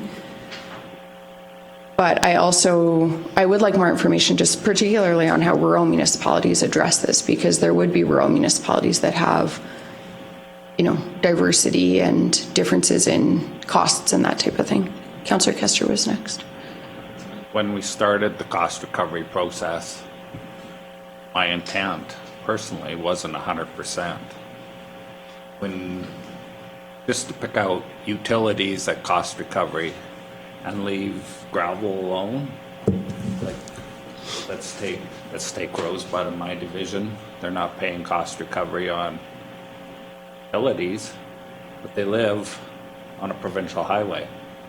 They don't need gravel. They get a little oil done on their roads. Take Muirfield. They're paying cost recovery, they always have, on their utilities. They live on a paved road too, but it's a county paved road. The majority of the ratepayers in the county live on gravel roads. They got to pay for that. They got to pay for the bridges. But people that live on provincial highways, they don't have to. They've got their own access, right? So the county is a balancing act of graveling, it's a balancing act of utilities, it's a balancing act of services we provide. And years ago, the utilities were really low. They've never been updated. We want to get to full recovery. That's a discussion. Are we going to charge different graveling rates? I agree, Muirfield's on the thing, and I think that has to be looked at. But I think it has to be a package thing, and we can't just start picking. We have to have an overall philosophy of where we want to go, and then we can start working towards it. But just to pick something, say you pick it and take it off today, and then next month you decide, oh, we should have done this, and then you put it back on, and that's not good to take things away then add them back on. We have to have a plan, and it has to be comprehensive. I understand what you're saying, but when I look on this chart here and I see 1, 2, 3, 4, 5 municipalities have the exact same rate and one's different that we absorb. These people could easily come in here and say, why are we different? And I understand some of it, I can justify some of it and be thankful that these people aren't really complaining that much right now. They're paying their bills. They're actually happy that we've dropped the rates we have. So they're doing good. But if this shows that we don't treat everybody the same, right? And I think that is something that when, like what Tom was saying, is, and to me, water is different than gravel roads. It's a utility. It's a service. Yeah, it's a utility. It's no different than power, gas, whatever. It has to be. It's a service that has to be provided. And it's a very expensive service. So I think in the future we have to look at either grouping these all together and having one rate, take everything as one pie, or individual, but that's something to discuss in the future. But for now, I'm okay with the way this is, and I understand what Tom's saying, because I'm not getting a lot of feedback on this, but that could change. I know people are happy with their rates. They've talked to me, and I didn't realize that we've already dropped some in the interim since we took it over. So if there's some kind of something we can press release we can give to people to show what we've done, will help out a lot. I think we did do that when we reduced the rate. I think something went with their bills, I think. Yeah. I think we've been fighting to get cost recovery, and now talking about grouping it all together, I think we're going backwards. I think we've been fighting so far to figure out. I just think lumping together is going to get all more complicated again, and where are we at? And I think we're doing really well. Mm-hmm. I don't know about the 1648. I don't really have any issue about that, but lumping it all back together again, I think we're going backwards. That's fine. Although just like a different perspective on that, Deputy Reeve Clausen mentioned like a utility. We all purchase utilities like power or gas. I would assume that the companies that provide those, they're obviously working on cost recovery plus. However, I don't think like our transmission fees, for example, and our usage fees and that type of thing, I don't think they are localized to cost recovery, for example, based on the cost to bring power to my acreage versus your acreage versus you would pay putting it in, like for the capital, you pay for that, that's cost recovery, you're responsible for that. But then the grid itself, say for the Alberta division of EPCOR or whatever, take whatever, ATCO, I think how they would look at like their expenses, and then they would look at how do we recover these costs and do it in a way, and it's a mix, obviously, of usage fees and administration fees and transmission fees, and I don't know. If it is a interesting philosophical conversation, and the one delineation with Wheatland versus some municipalities is not all of our rate payers are utility users, and I think that's the conversation we've had before. Biggest part of the conversation. is that we do provide, and I agree with Councillor Kester, we provide infrastructure to all of our ratepayers, but then there are certain services that are only accessible to certain ratepayers, and that's where I do see an argument for overall cost recovery, because not all of our ratepayers have access to water, municipally delivered water or municipally delivered wastewater services. So that is where I do see some delineation, but I would like to direct administration to bring back, because we have that deal that, so probably 90% of our ratepayers in the county supply their own water and sewer. So we've got 10%, I would guess, somewhere in that number in our hamlets that are serviced. More. yeah, it's going to be more than that. Okay, so- I have 800 all by itself, over 800. Okay, so we'll go 80% then. 75% of, we'll go 75%. We won't have an argument with it.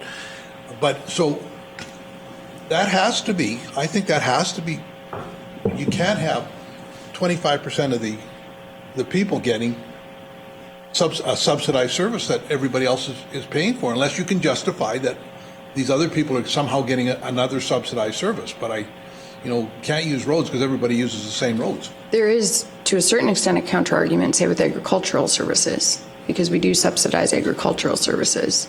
A lot of our utility users would not be taking advantage of our agricultural programming that we do fund.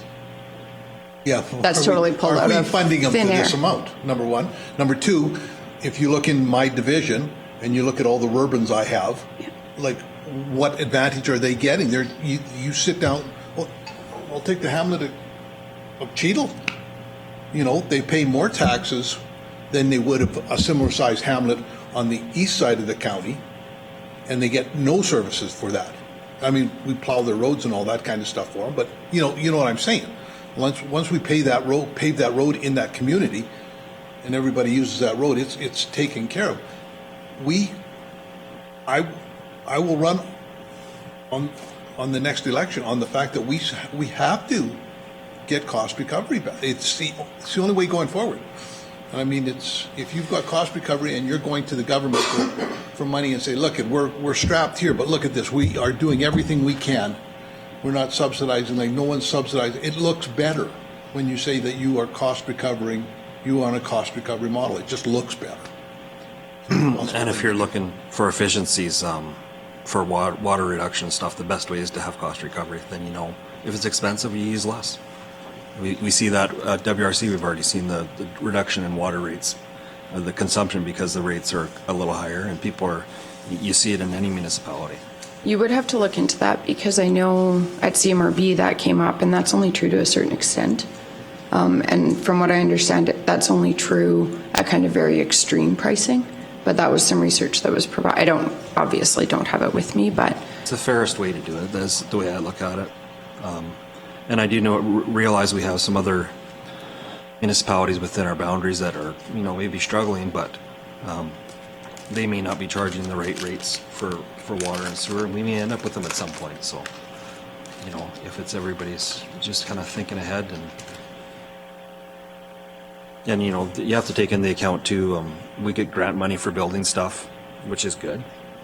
Like, in Rosebud, we're building a lagoon under grant money, and that's good. It's tax money that came back. But I don't know if we'll be able to use that in Muirfield. Hopefully, but clear as mud. so right now we have before us a proposal. I do have a procedural question about the fee schedule. I believe we have to set the schedule of fees by bylaw. Is that right? And so then to amend the bylaw, I believe we would need 3 readings. Actually, it's by policy right now. So we could just within the motion just state to amend the policy to reflect the new fees. Yeah. When what I understand the motion is the new fee schedule, which is that on page 157, right? The only difference is Muirfield 1106. and everyone else is 156. I would be in favor of changing 1106 to 156. I know we have a truck out there and a driver. We also have graders out there. We have drivers. We pay for graders. This is a service. I don't have a, well, it's not cost recovery, but it is still treating them the same as everybody else. Otherwise, that all the numbers are the same. The water is the same. Oh, in Rosebud, we were contributing to a new lagoon. I know in Carsland, we've upgraded the sewage system. But we pay the capital levy on that too. Yeah, well, these here will be treated the same and pay a capital levy too. But- Part of it will be. Well, and treat Muirfield does everybody the have, same. we do have a reserve set up as well that will be Yeah. likely funding But the that's like, capital. the reserve capabilities is new. There isn't enough reserves in there to pay for this, to pay for a new sewage system for anywhere in the county except maybe Clooney. And they got that money from dissolution. I think it's easier for everybody in the county to pay the same.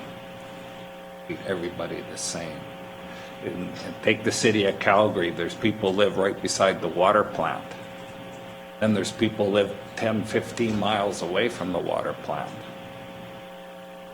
I don't think they have different water rates in there. And the people in Clooney pay their taxes, and they probably pay more than they do on the west side. But everybody's taxed the same, the assessment rates are the same. So if your land is worth more in Beetle, that's where your difference is. Every hamlet has their own, every farmstead has their own base rate of land. And if you see the assessment map, it's divided up that way. That's how the taxes are based, not based on services. So I can easy go for taking that 1106 down to 156. And to further that, that's almost the price of a grader that we eliminated from a beat. So it's not like it's really digging into our pockets. I know it's been budgeted and stuff, but I think it'd be a lot easier to move everybody to cost recovery if everyone's treated the same. You take them down, that's their bonus for being in the county. You look at the bigger picture of Muirfield, they have land there that come with the deal, and we're selling that. We're putting that in a reserve, and we're going to hopefully one day be able to use that money and fix their sewage problem. That money is coming, I guess, out of their community. Still, that's a decision by council. That sewage system should have been done the very get-go in that circumstances. Now it's our turn to fix that problem. So say everything goes according to plan and we sell a bunch of lots there and we get $10 million in the bank and we build a nice lagoon someplace, then what are we going to do with $11? Oh, take it off, but they haven't paid it. Understand? We had previously discussed that when the wastewater system was built, that we would adjust the rates, obviously, to be more in line with what, this is what I recall anyways, to be in line with what the rest of the municipality was. I was just pulling up, we do have the report. And what's in that reserve, but I'm not going to it fast. So my question to administration then, is this $1.56 for wastewater, is that cost recovery in the other communities? Through the chair, we do not have full cost recovery in any of the communities at this time, and they all vary to a different degree right now. I seem to recall we don't on utilities overall, but I think wastewater was close. I think our wastewater was cost recovery, but when you look at it in conjunction with water, we're still not there. Thank you. Yes, through the chair, that's correct, Reeve Link. In the different communities, we have different recoveries. As an overall average or an overall total, we do not have full cost recovery. I believe we have 2 communities, at least one, but I believe 2 communities that wastewater is covered fully based on the current rates. All water is not cost recovery. And that's since we've, like Carsland and Spare Us are out of WRP, or sorry, WRC. Have we done a cost analysis of that since? Probably not enough time yet. We haven't done a full analysis. It's only been a short time of receiving invoices and managing the system in this new way. However, we are continuing to gather information. We'll have something when pertinent. On one hand, I'm not opposed to the idea at all. Of course, they're my residents. I'd like to see everybody treated the same. On the other hand, I understand. I just don't want us to get in a shortfall. But the ultimate thing here is we've got to build something there and get it so it's the same and get rid of the trucking, and that's going to cause. And whatever it takes to motivate that as fast as we can and as cost effective as we can, I'm all for it. I would like to see everybody treated the same right now until we get to, because we absorbed this community that was failing. I'd hate to see what happened if we didn't do what we did and it went up for auction. This would be a complete and total disaster there right now. I think we can all agree on that. People there are happy. It is a thriving community. The golf course saw 38,000 people last year, something like that. And we see a lot more people coming in there every day. I mean, it's probably one of the busiest communities in Midland County right now. There's a lot of traffic that goes there, and we've sold more lots and we've kept that money outside. So, Question to administration. Microphone. The question to administration. If I'm a resident of Muirfield and I'm paying $11.06 a cube, which is substantially less than the 1640 or the 1560 I was paying, are we going to be able to keep up to, and I don't know how much more, this will probably just lead to more lawn watering and all that kind of stuff, I would assume, but are we able to, because I know households in there that are using 6 cubes a month because of the price of the water and weight and disposal.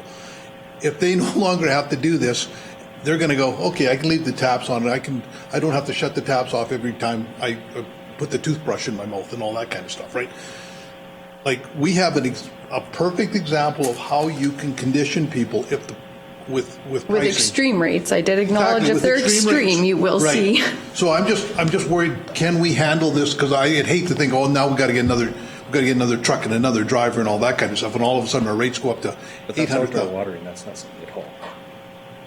Sorry, yeah, but we're losing money. We're wastewater. not breaking even on the money. We're not making money on water. So, I just a question to administration that I see I like the idea, but I'm not sure that we can we handle it?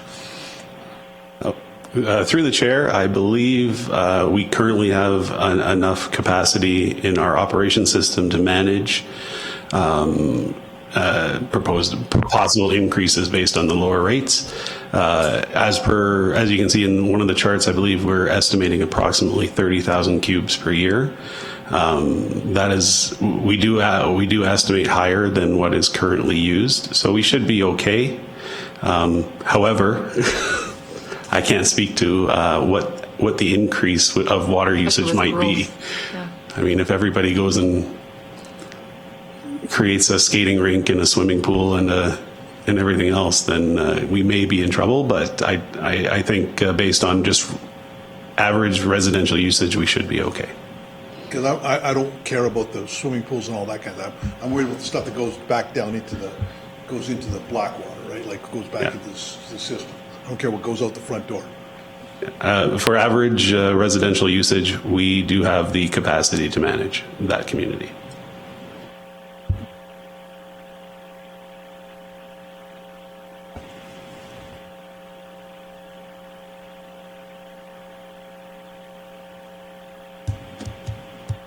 Look at me. It was his idea. Any other discussion? It's in too, but maybe I'll shut up.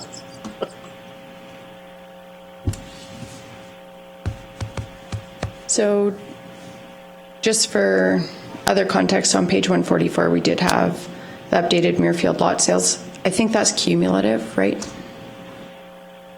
For Muirfield? Yes, that would be correct. And all funds, as per council policy, are being transferred into that reserve for lot sales. Yeah, so it looks like we have about $800,000 in closed sales and about $1.2 million in conditional. So there should be around $2 million once those conditional. I might be saying something wrong. Just through the chair, a quick update that I just received the other day. Some of those conditional sales are not going through based on increased cost to building right now. I think everybody's aware of increased wood costs and other items. So there are a few of those conditional sales that we know are not going to go through. Just for an update. And that is an excellent point for sure. And some of them have had extensions and that type of thing where, yeah, so there's $800,000 sold and potentially others that will close, with the total listed value of lots that are listed currently at $4.8 million. And that's 80 lots remaining in total. Just for some context around available capital funds.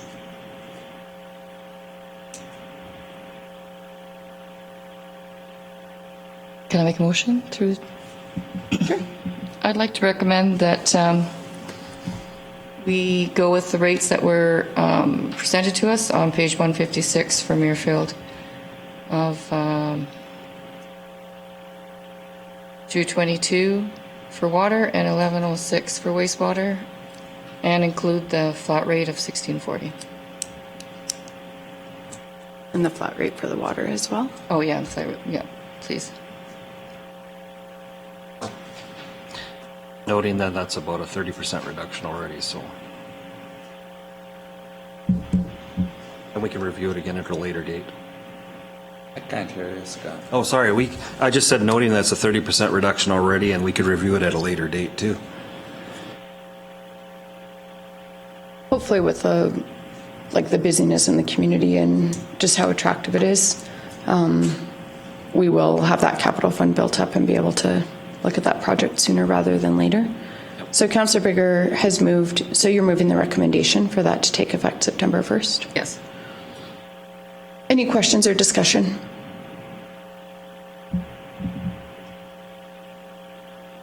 Sorry? I was just curious. Amendment.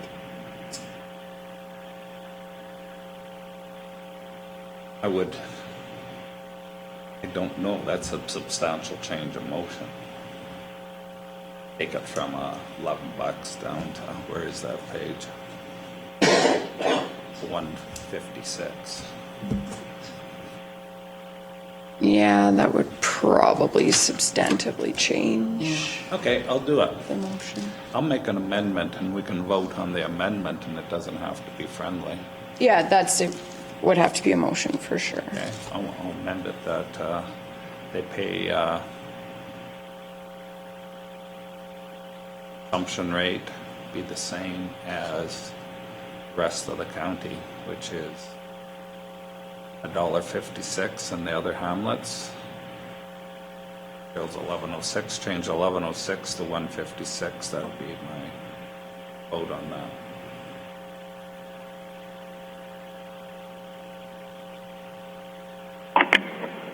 This is Margaret. Just for procedure, which motion are we voting on? So Councillor Kester is currently moving an amendment to the motion to change the wastewater consumption rate from the recommended 1106 to $1.56. We'll open debate for the amendment. Okay. Any discussion? Again, I'll support that because it's my residence.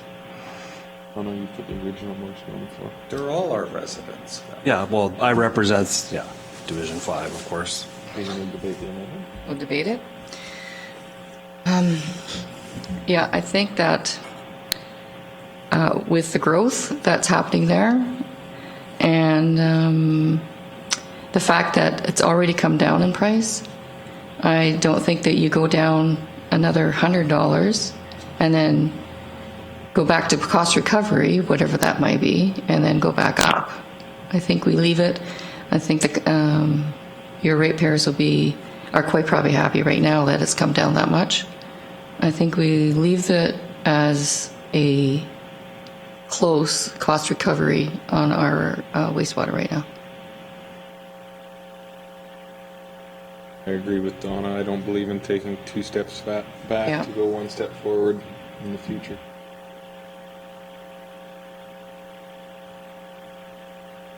I said before, they're all our ratepayers and we should treat them all the same. There's other things that you can bring into the equation. Cost recovery is an interesting concept on utilities. Yeah, we charge taxes, and what we are deficit on utilities, we take out of the tax pot. So as we get cost recovery, taxes go down.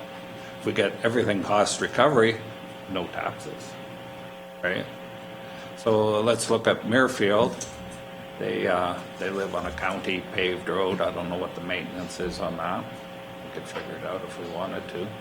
Probably the largest hamlet in the county. High-end homes. Their taxation revenue coming out of there is high, I would say. Probably higher on average than any home in the county, I'm guessing. Acreages. Look at me. I live on a gravel road. I got, I don't know how many culverts and bridges on the road I depend on to get to a provincial highway. And we can do that comparison straight across. Our job as councillors is to charge taxes and try and be fair to everybody. So if we charge rate recovery on Muirfield, and they are probably going to be in a plus position, and everybody else is probably in a negative position. Can't just take one thing out of an equation and adjust it without doing something to the other side. Cost recovery, we have to take into the whole picture. Tax rates. We all want to decrease it, but it costs money to run the county. It costs money to run any operation, any business. How you fund it is the decision, but you still have to fund it.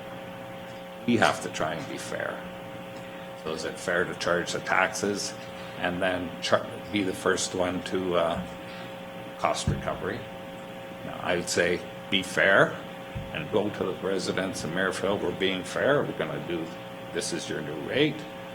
And next year, 5 months from now, whenever we decide to bump all the rates, it's fair. And everyone gets a bump, and they'll be a lot happier, I'm sure, because they're treated the same. I still think we're going backwards, though. If we're going to go to cost recovery, this step would be backwards to me. If we get more development in Carsland, we need to add on to our water treatment plant. I don't expect Rosebud or Muirfield or any of the other communities to have to pay for that.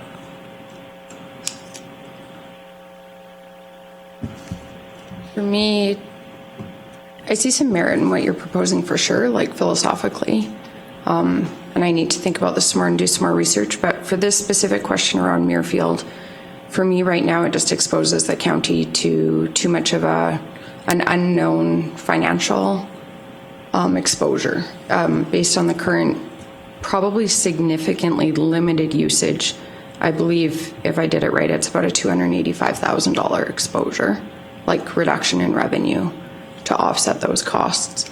But that could actually grow substantially because I agree usage could substantially increase when you're not paying that large wastewater fee. And there are some nuances with Muirfield as well. It is a gated community, so it's not, exactly the same as some of our other hamlets. It wasn't sort of historically a hamlet. It was a development that had certain expectations that were part of the approval of the development. Obviously, that has changed with what has happened, and there will be iterations to agreements with the ratepayers in Muirfield as we go on. I do look at, I do understand that there was definitely improved satisfaction, if you will, with the reduction in the wastewater rates by bringing it in-house and reducing that fee. And we are committed to doing that in the most fiscally efficient way while we have to do that way. And then I think we should be trying to expedite the wastewater system as soon as we can look at that project. So, yeah, it's a complicated one. I see merits to both for sure. No, I agree with where Don is coming from. I know my ratepayers pay full cost recovery, every one of them. And they not only pay cost recovery, but they pay the shortfall for the ones that don't pay cost recovery.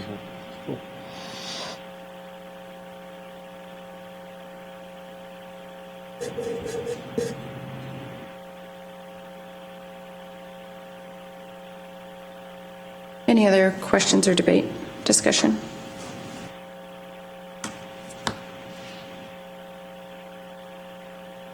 We'll vote on the amendment to amend the consumption rate for wastewater from $11.06 to $1.56. All in favor?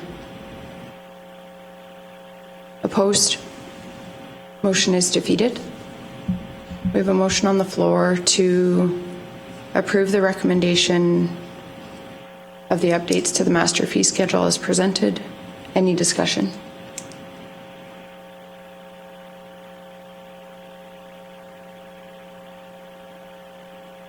No, I'll just reiterate what's in the report here, that it's already dropped about 30%, and we can review this at any time and see where we're going, and I just hope that we can get a wastewater solution there built in the future as quick as possible. All in favor? Opposed? Motion is carried. We'll move to 4.23, Bridge 11 funding request. Good morning, Council. Brian from Administration. Presenting this report on behalf of Cody Zimmerman, our Manager of Operations. So we did get a request from the town of Drumheller, and that is on page 161 of your agenda package, for funding for Bridge 11. So Bridge 11 is infrastructure that is located in Wayne, which is within the corporate limits of the town of Drumheller. It actually was part of the Division 7 road tour that I mentioned in my monthly report. So we did get a request from the town of Drumheller for $120,487.50, which was 15% of the remaining funding for that infrastructure. So they do detail out the total cost and the amount of provincial funding that the town is receiving. So we did do some traffic counts on that road, and that bridge is infrastructure that county residents would use to travel over to the town of Drumheller. We do believe the usage is low. So what we ended up doing was that we came up with an allocation of 5% because we couldn't confirm the numbers with certainty. However, we did also attach an agreement that we do have with the town of Drumheller, and that is on page 162 of the agenda package. And it kind of just outlines the responsibilities of both municipalities in regards to road maintenance and capital costs. So the agreement does say that any capital infrastructure costs are at the responsibility of the municipality which they are located in. We do provide some maintenance and we've discussed previously about Raymond Hill. So we do grade back any slide that comes down, and Wayne Hill as well. We do a little bit of grading on that road as well. However, in good collaboration, we did recommend an allocation of 5% of that funding, so approximately $40,000. The CRIS funding that we used to provide the town of Drumheller ended in 2020, so this would be roughly 2.5 years of CRIS funding, and we do want to continue our good working relationship with them. If there are any questions, please let me know. Thank you. Any questions?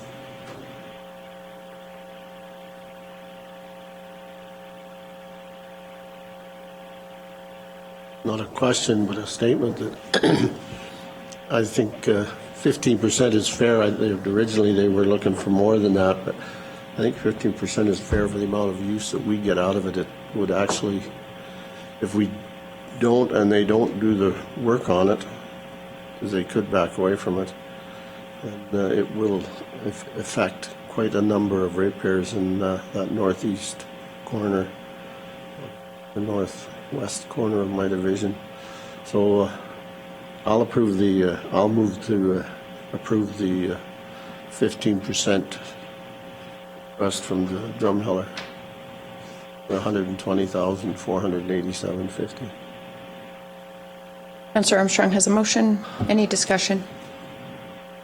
Oh, excuse me, Councillor Armstrong. You believe that there's actually more traffic in that? Like I have no idea. There's more traffic than the 5% we're sort of thinking that.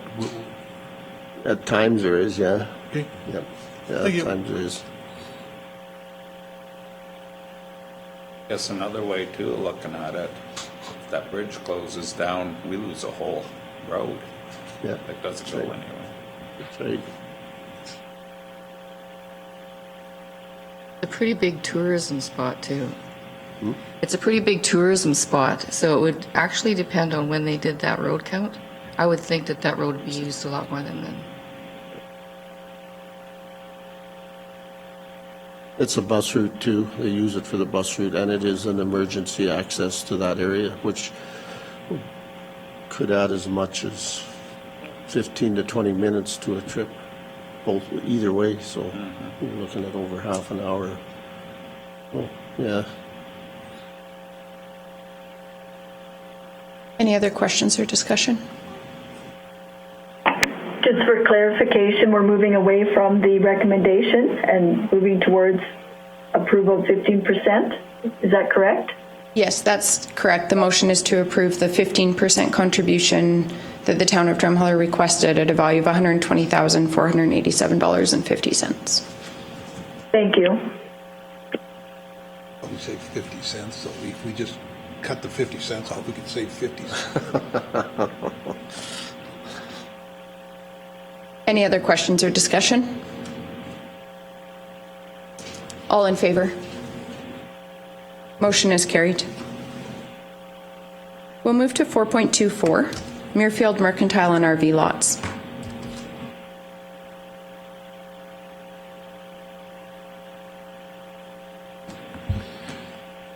Good morning, Council. Bringing forward a recommendation for proposed future uses of a couple sites in Muirfield, the Muirfield Mercantile Building lot, we'll call it, and the RV lot storage facility that the county took ownership of through the transfer. We'll start with the Mercantile lot. The lot was originally used as a welcome center, and most recently was leased when the developer was running this facility, leased it to a private business to run a cafe and liquor store out of that building. Those businesses are no longer in the building, and the county is now looking for direction forward on what we want to do with that facility. Administration has put a few recommendations together, or a few options together. A sale of the land in the building is one large unit. is a potential option. Leasing of the building is another option. We recommend that if we lease to another private business or a commercial business, that we also engage professional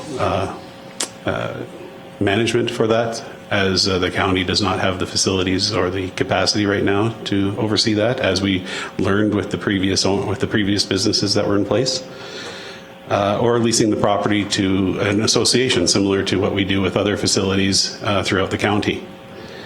Other options, working with planning, is to potentially subdivide those lots into different uses, different sizes, and then determining what to do with each individual area or the area as a whole. The RV lot is located on the west side of the community and accessed by the gravel roads on the outside of the community. It has been operated by a community member for the developer, and they continue to do that for us as well. So they've been operating and managing the site. We've been repairing and maintaining the site currently. We are also recommending a similar situation where there's an opportunity to either lease the site or sell it in the future. Currently, we have a similar site in Speargrass RV site that we lease to the community association, and they run and operate the site, managing all revenues and expenses. Really, we're kind of bringing this forward for discussion to see where council's heading at, where their minds are. I've put forward a recommendation to sell the Mercantile site, and a recommendation that we potentially look at leasing the RV lot to the community. I have not opened those lines of discussion at this time. Right now, like I said, we're kind of looking for some direction before we move forward on any actions. I have some questions. The RV lot works really well in Speargrass. It actually raises enough money that they can apply for grants, stuff like that. The Mercantile, and I don't know, is there any areas that are designated to any kind of recreation in that subdivision? Because that's what the... I believe the Homeowners Association is working with our community. Oh, okay. Yeah, there you go. Not a problem. So we have a temporary site for the rink, if council recalls, that there's a temporary 2-year ice rink right beside west of the Mercantile, right adjacent west of the Mercantile, that we have that 2-year agreement with, that is in fact a suitable use for that parcel of land. So is that the only area? Because now that Speargrass has the park there, they want to add on, like we're limited now to space from the county. So if you give up all of the Muirfield Mercantile plus all the land around it, you may lose some of that recreation. Exactly, and that's part of the challenge of developing it with this comprehensive report. So just to supplement Bryce's comments with this report, a lot of these components are crucial in terms of developing one of council's strategic priorities, which is developing a master plan for the area. From my perspective, I'll just give kudos to the Homeowners Association, who did outreach within the community to look at where some ideal and suitable public spaces are for community playgrounds, where a new rink location, et cetera, community gardens and the rest. So a lot of that information is critical as well in terms of developing a site. So staff need to evaluate, the suitability of the proposed sites within that we got back from that engagement. That's part of this whole process in terms of developing that master plan. So we're not discounting any sites to say that from a planning and development perspective, we're not discounting any sites that may not be zoned currently, but might be suitable for community service zones within the development. Part of the recommendation in terms of on page 165 of the report, subdivision of additional sites and additional lots. we're looking at from a planning and development perspective, we're looking at the suitability of commercial spaces for potential future sales, right? So having the amenities with a master plan in place, having those amenities within walking distance, with sidewalks for residents to access near in and around the Mercantile. From a planning perspective, that does make sense. There is options, of course, that planning put together to subdivide around that across the road from the Mercantile as well, to position ourselves to either lease it out, sell it in the future. There's a lot of options here on the table.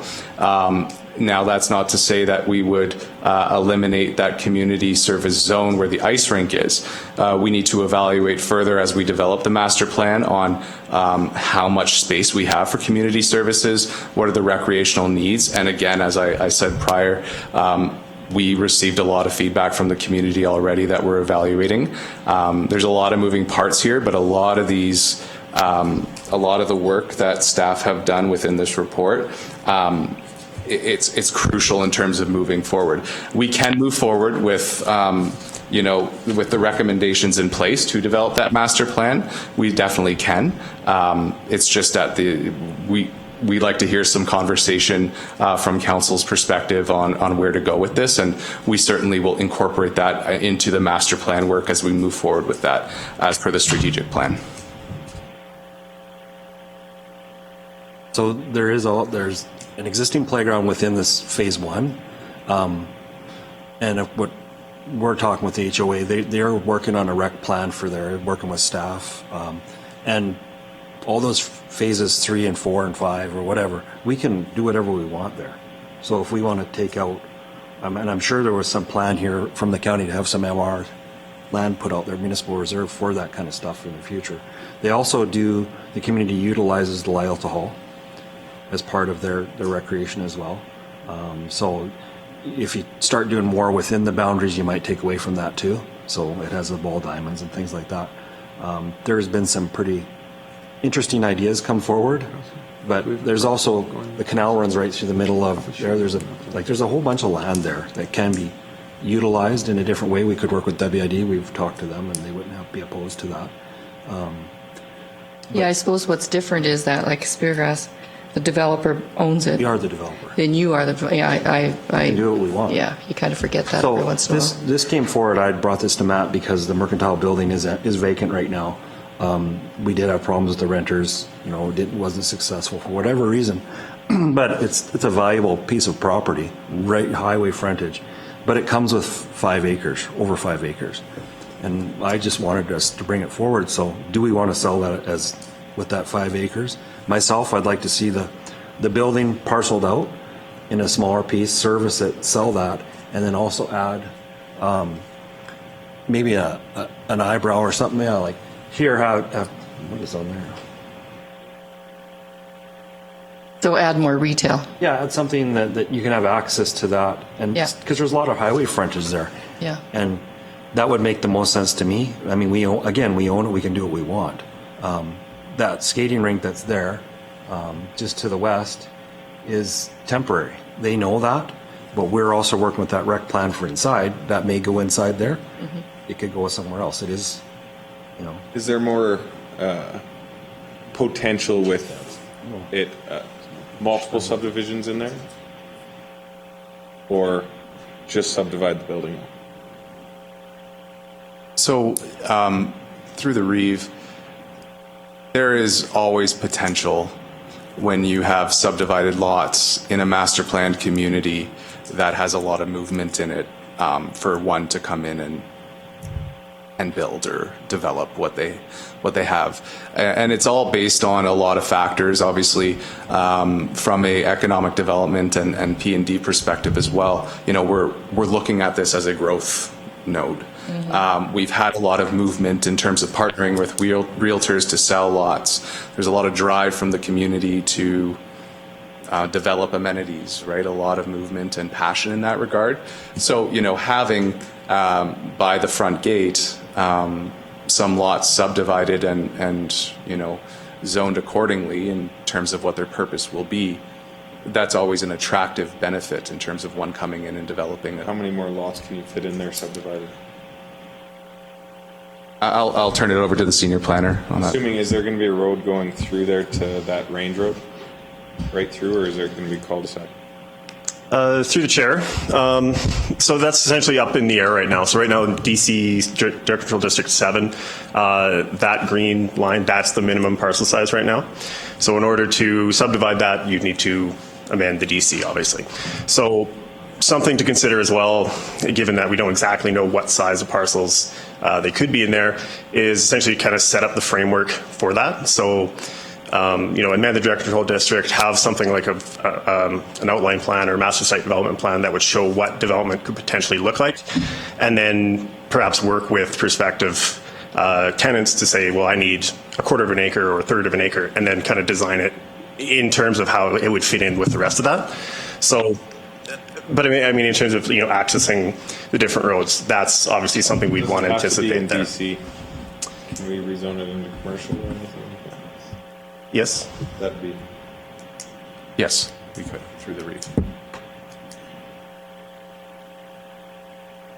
Yeah, for now, my idea was to parcel out the existing building that's there, that's going to, it's vacant, might as well get rid of it, and then come up with a plan for the rest, and not a we don't need to decide the acre size. If someone needs 2 acres or whatever, then in the plan, we have that control here. We're the developer and the developing authority, so I think that would be very attractive to somebody to come in. What about the? But we don't know what the utilities are like there. North, on the other side of the entrance, that one yet? Through the chair, so that's in Direct Control District as well. That's cell 8, which allows for seniors housing. So it's more limited in terms of the uses. That the one in the green here, it does allow for a wide number of uses, so that's fine. With the north one, again, it's limited to that in terms of the size to what it is right now. So that could be amended, and then we could also look at adding different uses to that as well. Yeah, because I mean I'd rather look at selling them both. I mean, senior housing. Again, we have so many cells, and that's a highway frontage at an entrance. I would rather see that as commercial than senior, and move the senior, if we choose to have senior in that development, further in, closer to the golf course and the playground, so they have kids running around them, rather than right at the entrance where you have vehicles coming in all the time. So I mean, before you sell this piece, I'd want to see both the north cell and the south cell be part of it. As commercial. Yeah, as commercial. Yeah, I agree with you. It's got the highway frontage, its location, and everything there. And there is interest. I've had people ask me if we're going to do stuff here, and whether or not they actually come to fruition. That is an approach on that north side, is it not? Yeah, there's an approach right there, just opposite. There's a cut, and then here too. That's future access there too. Right gas station. Could be. Yeah.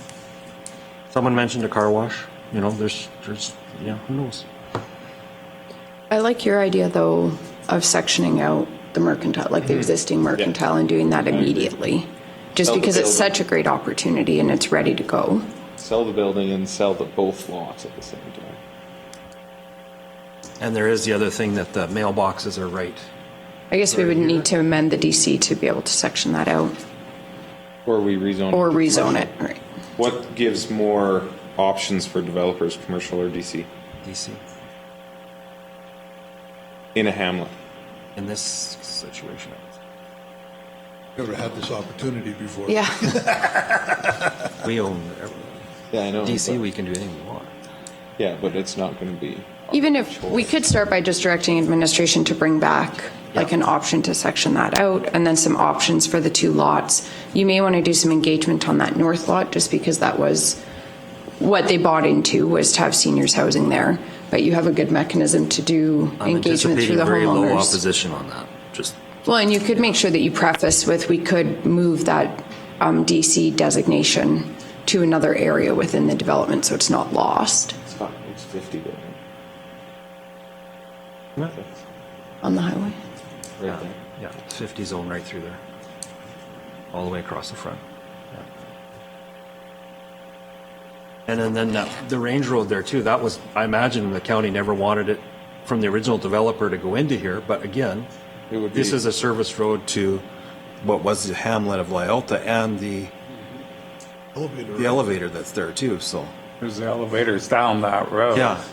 So The original development did not want that. It was a gated community. But I mean, if That we're selling wasn't our, yeah, but we it was could, their decision. we could allow And that. then same, there's other emergency put it into that accesses, but they are closed. Only the 'Cause fire they're- trucks and ambulances have keys. But to the that. gates are behind all that. The gates are back here. Yeah. Yeah, but there's, So, they only wanted one access. yeah, but I mean, if Gated. this was commercial at the front, they could still, sorry. Yeah, it's still They could only go one through right through to access here to the this road. neighborhood. And you could have a drive. totally. And they Doesn't wouldn't be part of the compromise gates that. at all. It would never be locked down. And if it No, does, county. the developers. Yeah, They didn't ask, they didn't yeah. get it.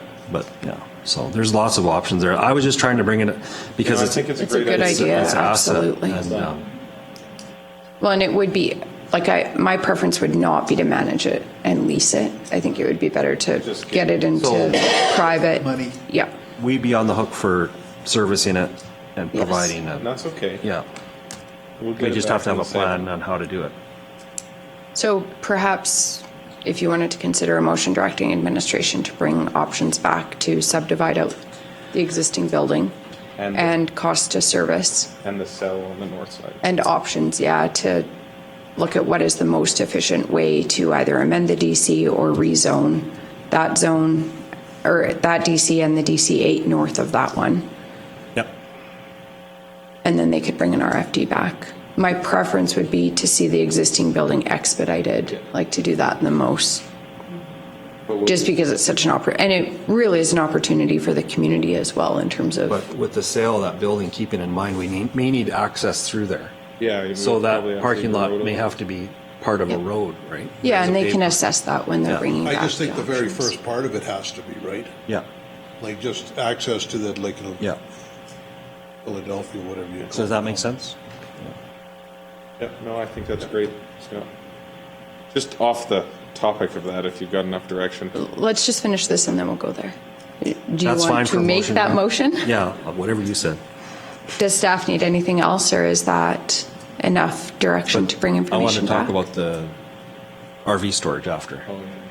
Yeah, we'll just address this first. That through the Reeve, just to council, that's sufficient information for planning and development to take it away on that component. And would you be comfortable if they brought something back on the Mercantile first, even if the or the existing building first, Yeah. in case it needed to come back in two parts? Just if we could, I would love to see a business in there for the community as soon as possible. Plus then, also if we sell it, then it's generating taxes and also just contributing to the community, right? For a business in a rural area like that, it's, if they can buy the building and have that as Totally. part, it gives them more opportunity to succeed. Well, it's longevity. Yeah, it gives them. Okay. Any further discussion or debate on the motion? Wait 4 years. What did you? What is the motion?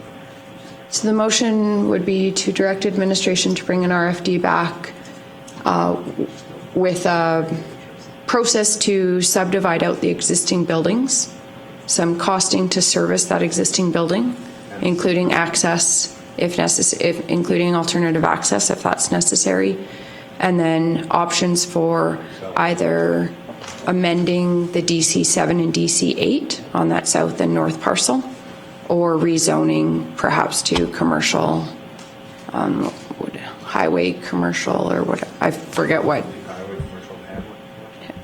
Yeah, it's some options on rezoning or amending the DC. And then they could fully analyze which would be the most effective, and council can consider those options. So any options would require a public hearing, Rezoning any of that. would, and amending the Why DC wouldn't does we as well. Keep it as DC. Include the subdivision, the rezoning, and then that whole parcels would be subject to public hearing and the scrutiny of the community.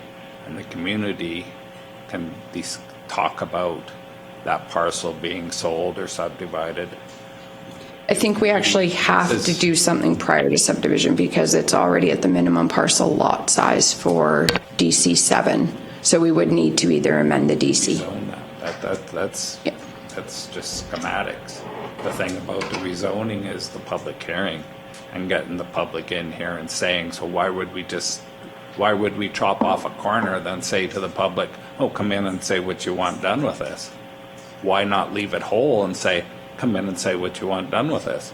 We could rezone the whole thing, and after it's done, subdivide it. Somebody wants to come in here now, we can lease it to them. We're not holding up anybody coming in.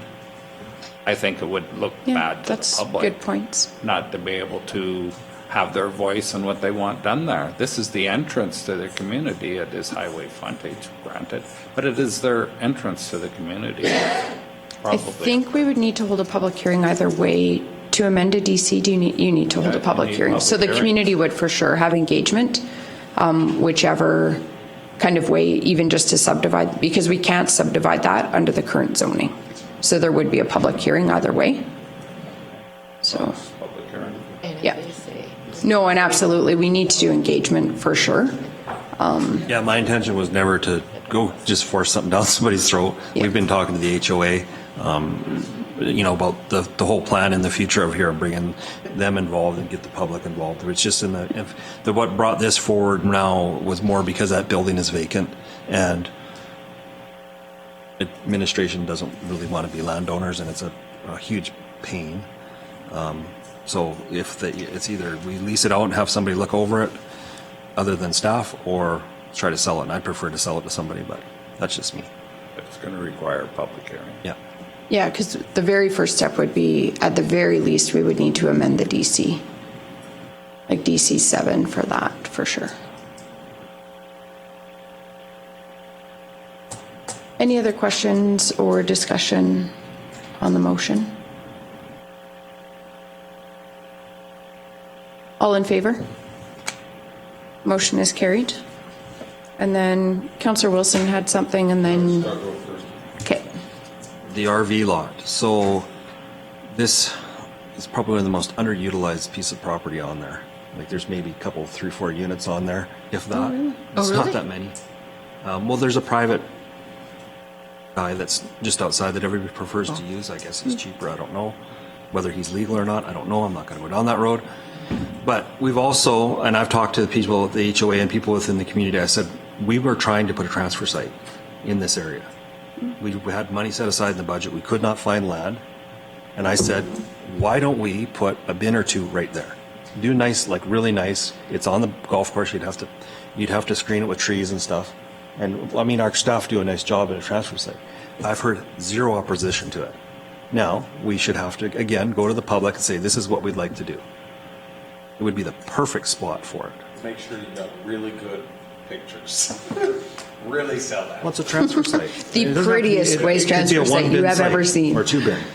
Well, I think And I don't know. before we make that decision, I think you need to have staff talk to Drumheller Solid Waste, because they'd be the ones that would be operating it and managing it, and it would have to fit into their schedules and everything else. But we had already put money in the budget last year for land in that area. We were already well within doing that within Division 5.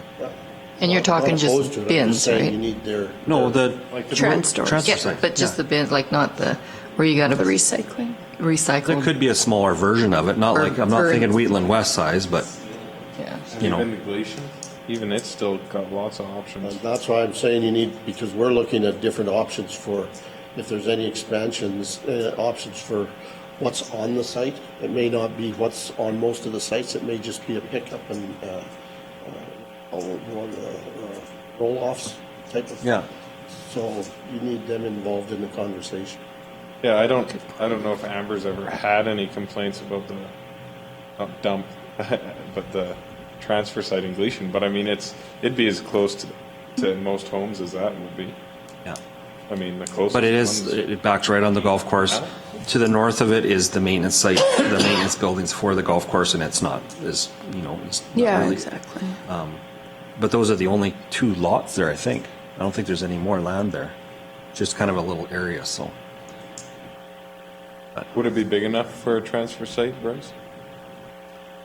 Through the chair, administration has looked at that as a potential for that site. It is big enough if we do a small site, as the councillor suggested, one transfer bin and a few supplemental bins. We wouldn't run a full waste transfer, like we wouldn't have a chip pit or tire recycling, those kind of things. We would keep it limited to the needs of the area. And being that it's right up against Rocky View, we would have to be careful about who comes in. That's the downside of that area. That is something that administration is currently working on for a future council consideration. I like it. Love that answer.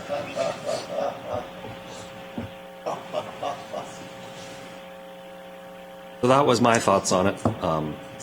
It is I'm under. going to put a motion on the floor for administration to explore that and bring a proposal back. I will put a motion on the floor for administration to explore utilizing the existing RV storage as an transfer site for Drumheller Solid Waste in consultation with all the parties involved. And of course, we'll talk to the public and see if that's what they want. Well, you could probably do it in conjunction because you would need to look at the zoning for that as well. Like you would for sure have to amend zoning. So it might be good just like for a master planning community, like do the engagement that way. I don't even know if we'd want to do the public hearing in Muirfield. These are all, Madam Reeve, to council, all great options, similar. We've gone out to hold public hearings in communities, of course, which would be easier. And just to kind of like really on it from administration, getting all of these situated and in order allows us to kind of move forward. So there's going to be a lot of outreach just for council's information. In addition to the public hearings that obviously we're statutory obliged to undertake, developing this plan is going to be basically the community doing it, and we're going to develop it in consultation with them over the next several months, moving into next year, no doubt. So yeah, getting all this situated, just to let council know, we're going to be working kind of in tandem with the Homeowners Association and every resident there, all major stakeholders to get involved and to develop this master plan. So all of this is really important to kind of get sorted. Thank you. My question would be associated with the master plan, so somebody can ask it at that point. You can ask it now, just so it's on the. Yeah, it's just talking about rec a few minutes ago. Is there any future plans for a crosswalk across that highway to the Lyalta Hall? Lights, like crosswalk lights? If they're utilizing that much, the ball. There isn't any sidewalks out there or anything for that. And if there is that much use over there, we should be looking at that. That's definitely a component to consider through the REIT when we develop the plan. Kind of figured. They can go through the irrigation culvert. Oh, that's a good idea. No, they cannot. So you have a motion on the floor regarding exploring rezoning and considering developing a small waste transfer site on the current RV lot. Any other questions or discussion?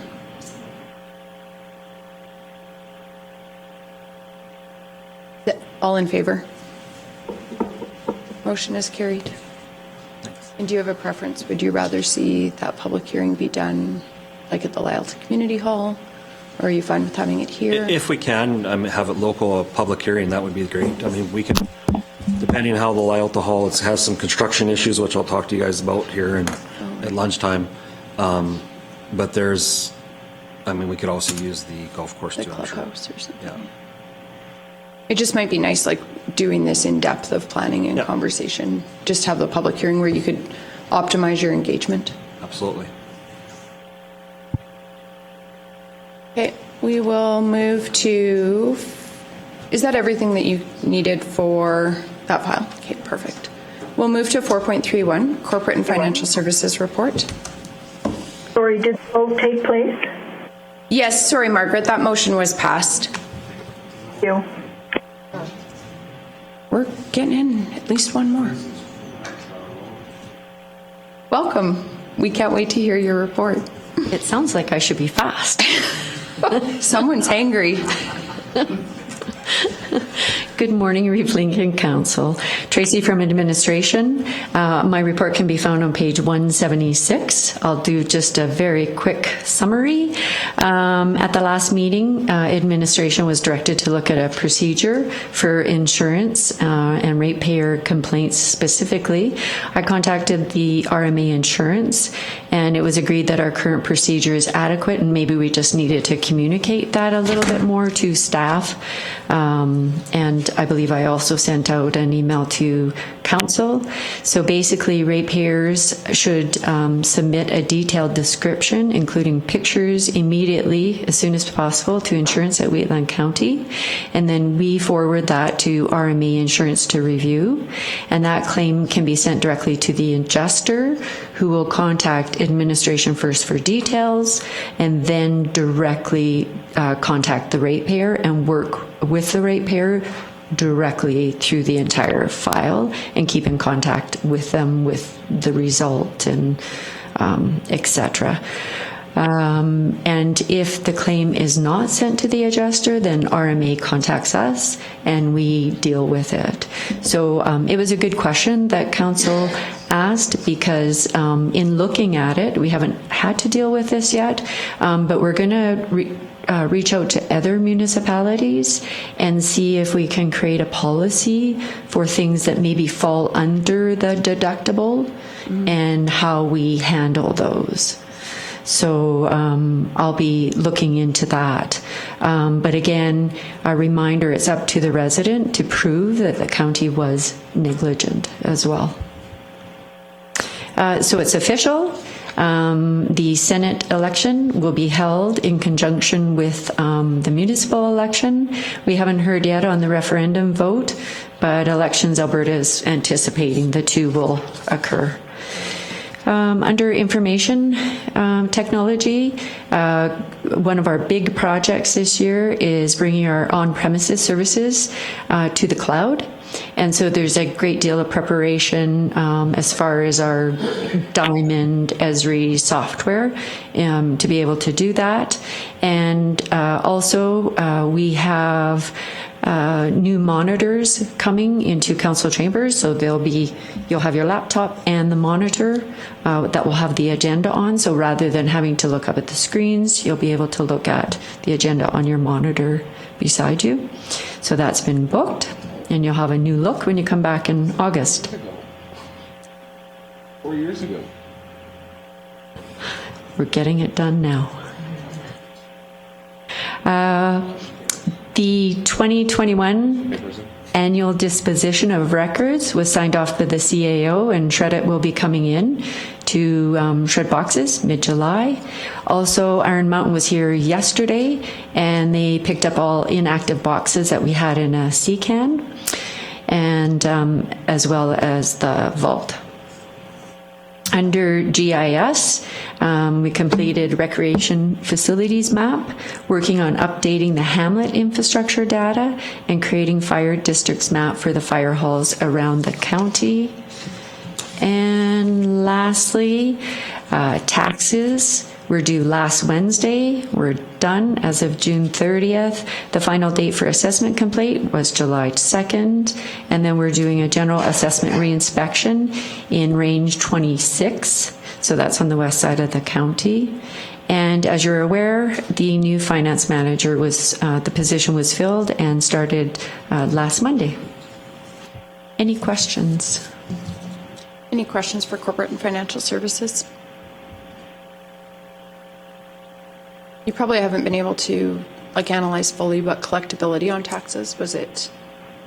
We have not. So, but I can get that. I can send that to council via email. And if you wouldn't mind just breaking out too, if there are certain sectors where there is collectability issues or that type of thing. You bet.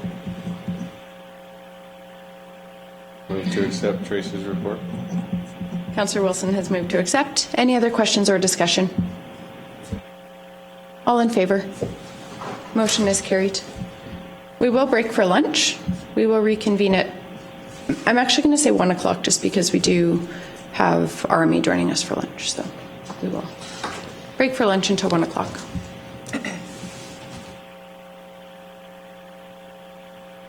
call recording and transcription are